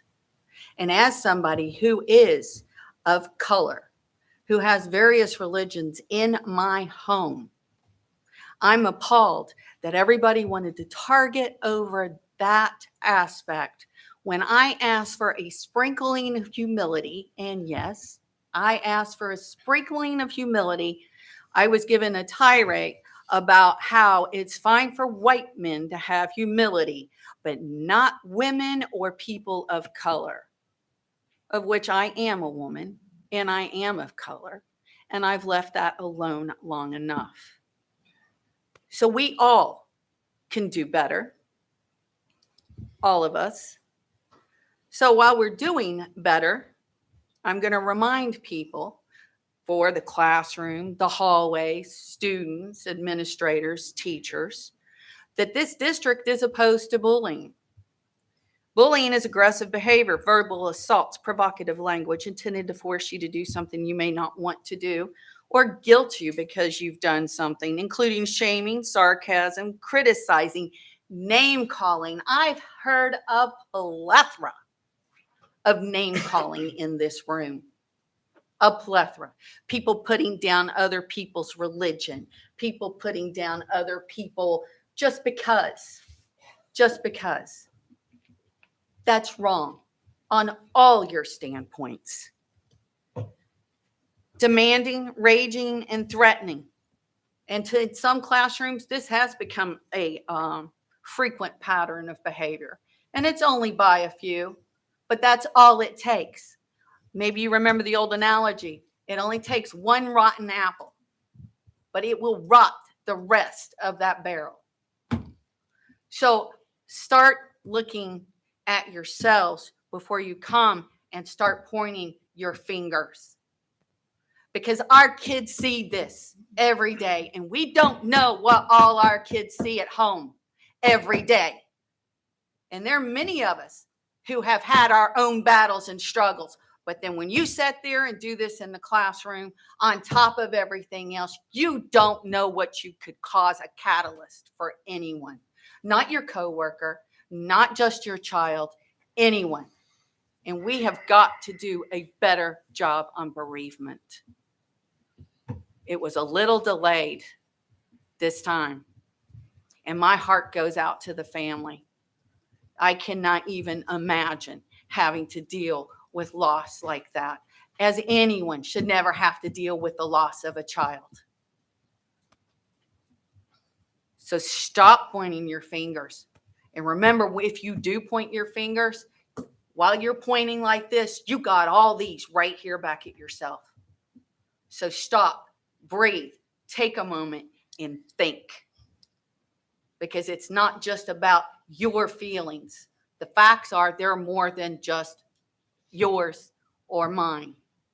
And setting the example and the high standard means of doing that education and not sitting there trying to bring your political viewpoints or anything else into the classroom just because you may not agree with another particular person who doesn't even sit on this board. I hear so many times, this person did this person did this. This person's not on this board. You need to take that up with the legislator. You need to take that up with elections. You need to take it up with them. They are not on this board. And by the way, I'm not defending anything that happened one way or another. The point is, they're not on this board. So to rant at this board constantly for somebody not at the board is really kind of non-productive. We have great things in this district. And I'm going to say one of the best things, besides our educators and the staff, is the fact that we do have students. And I am getting very saddened every day that I have groups of parents showing up at my job telling me they wish they had never brought their student into Leavenworth, that they had kept them at Lansing or wherever they were before. We're not bleeding students just for the reasons that you think they are. You may think you're on the righteous side over here on the left or the righteous side over here at the right. It is evenly divided where people are leaving for both reasons. So why not just stop the commentary now and focus on educating the children with the needs that they have to get to where they need to go when they graduate? And until the adults in the room start doing that, these kids are going to continue to suffer on a daily basis. Now, take a deep breath and say, I'm thankful that I've been here for almost 22 years. I'm not planning on leaving anytime soon. I'm thankful that my child has gotten to go to this district the 4 years that she has.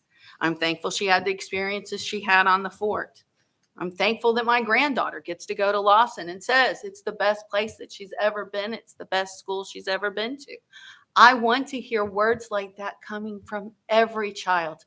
I don't want to keep having kids coming to tell me, I can't wait to graduate and get out of here. You don't know how bad it is. And those discussions will go with Dr. Roth. But I think a lot of people need to reflect on some things that have happened and consider doing things better. Thank you. All right. Mr. Carney? Is this thing on? I'm gonna stand up because I really appreciate what John said about inclusion. He named off the Hispanics and everything else, but he left out gay. And I think part of this group, or a big part of this group, is here because of that type of an issue. I have a son that was gay, or is gay. And he's a smart kid, he's very intelligent, and he does his best to not talk about people. And he's working his ass off to do things to help this planet survive. So should he be admonished because he's gay? I think in some people's minds he should be. But that's just ignorance. So I don't know. It really saddens me that people can't understand. If you had a gay child, would you disown him because of your religion or whatever? That's your prerogative. And it was tough. When my son came out, I was Mr. Macho Man my whole life. And that kind of took me by surprise. But I still loved him. And he graduated from high school here, and very successful. But he does not want to be in Kansas because of the stupid ass laws they're trying to pass about kids. And that's the reason I bashed Proctor.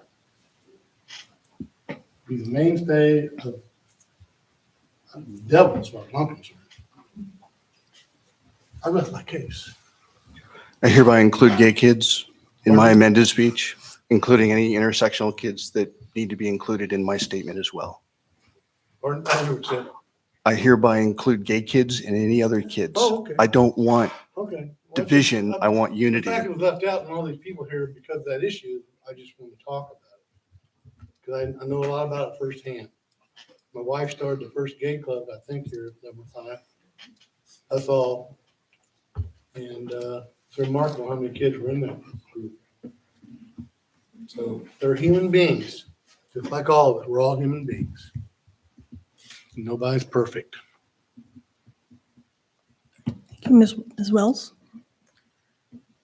So, I want to say that my heart goes out to all of our students, staff, family, and community members that continue to feel the loss of our students from this earth for various reasons. I am grateful to the administration at the high school for offering grief counseling when it's necessary. I think adding the grief support group is a great idea. We should have done it a long time ago.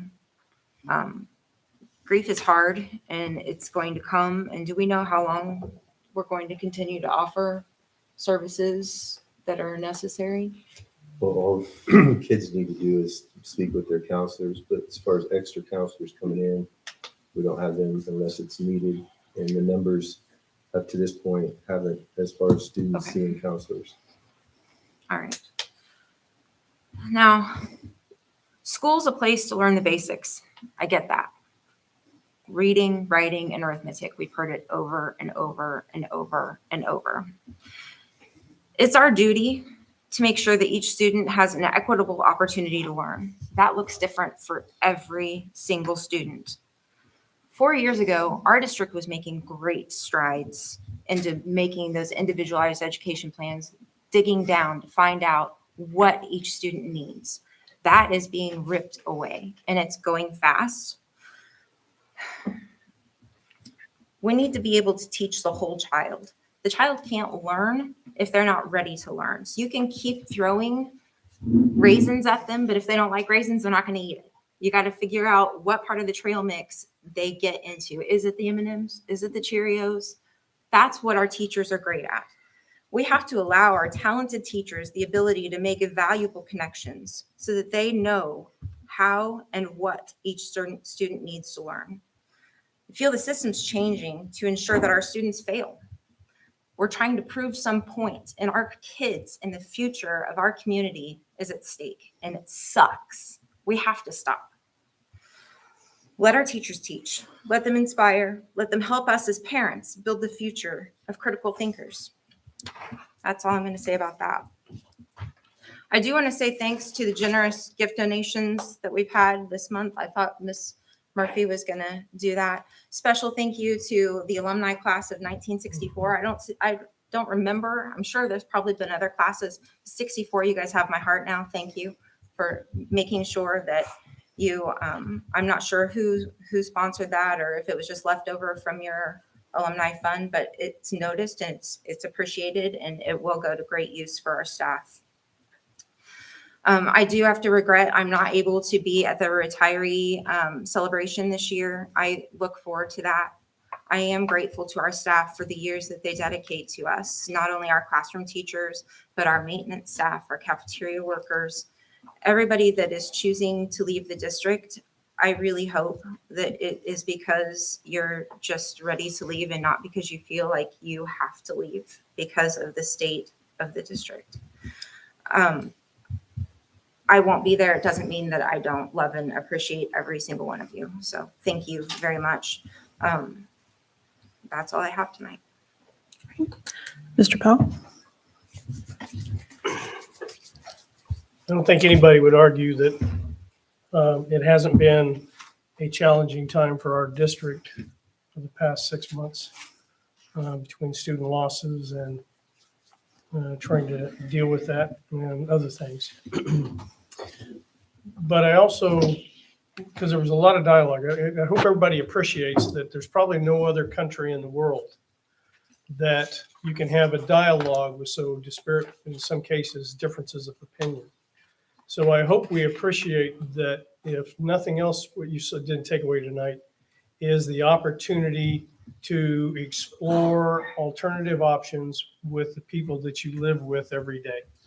So I say that, and then to say that I appreciate everybody's comments here, whatever your perspective was. I mean, it's an amazing thing that I think our students should know, that this is democracy at its best. The things we're shooting for might be very divisive, but it still is, like I said, the only place in the planet that I know of that we can have this kind of a conversation.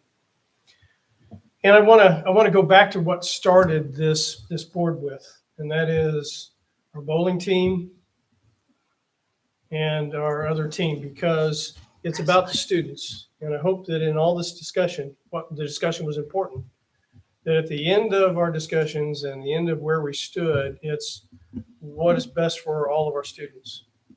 And I think that's important. So we need to leave on the note that we've got some great students out there, and we're doing some good things in this district with those students. And those two teams are great examples. And I'll just leave it at that. I ask everyone to take a deep breath and let it out. Let out your animosity, whatever it may be. Be a civil human being. That's all we ask. We ask it of our kids every day. Behave, be good, share. Do the same. Model what you want. You want a better community? Be the good human. Be that good community. Don't rile up folks just to be riling them up. And I'll get off my soapbox now. Recognitions. I know we brought that up earlier, and I brought that up tonight. That's one of my favorite things that happens when we come to board meetings. This is that countdown to graduation where all kinds of recognitions are happening. Academic scholarships, signings, student athletes, ROTC signings, whatever may be. Every day we've got teachers, paras, admin that come in every day to do their best to make your kids the best versions of themselves. What else can we ask? It's a hard job. I love every single one of our teachers, our admin, our staff, because of what you do for our kids to make them as good as they are, as good as they can be, as good as they want to be. So think about that for yourselves. How good do you want to be? I hope you'll all be good humans. Take everything as what's appropriate. Keep it in context. Remember, why are we here? I know I tell people across the state and across, well, now the nation, or to go to a state conference, national conference. They ask me, how many kids have I got? I got 5, personally, but I'm really here for the 3,600 plus that are in this district, and they matter, every single one of them. And we wouldn't be here without them. So I ask you all to be better versions of yourselves, be a good human, and be a good pioneer. And it's 10:10.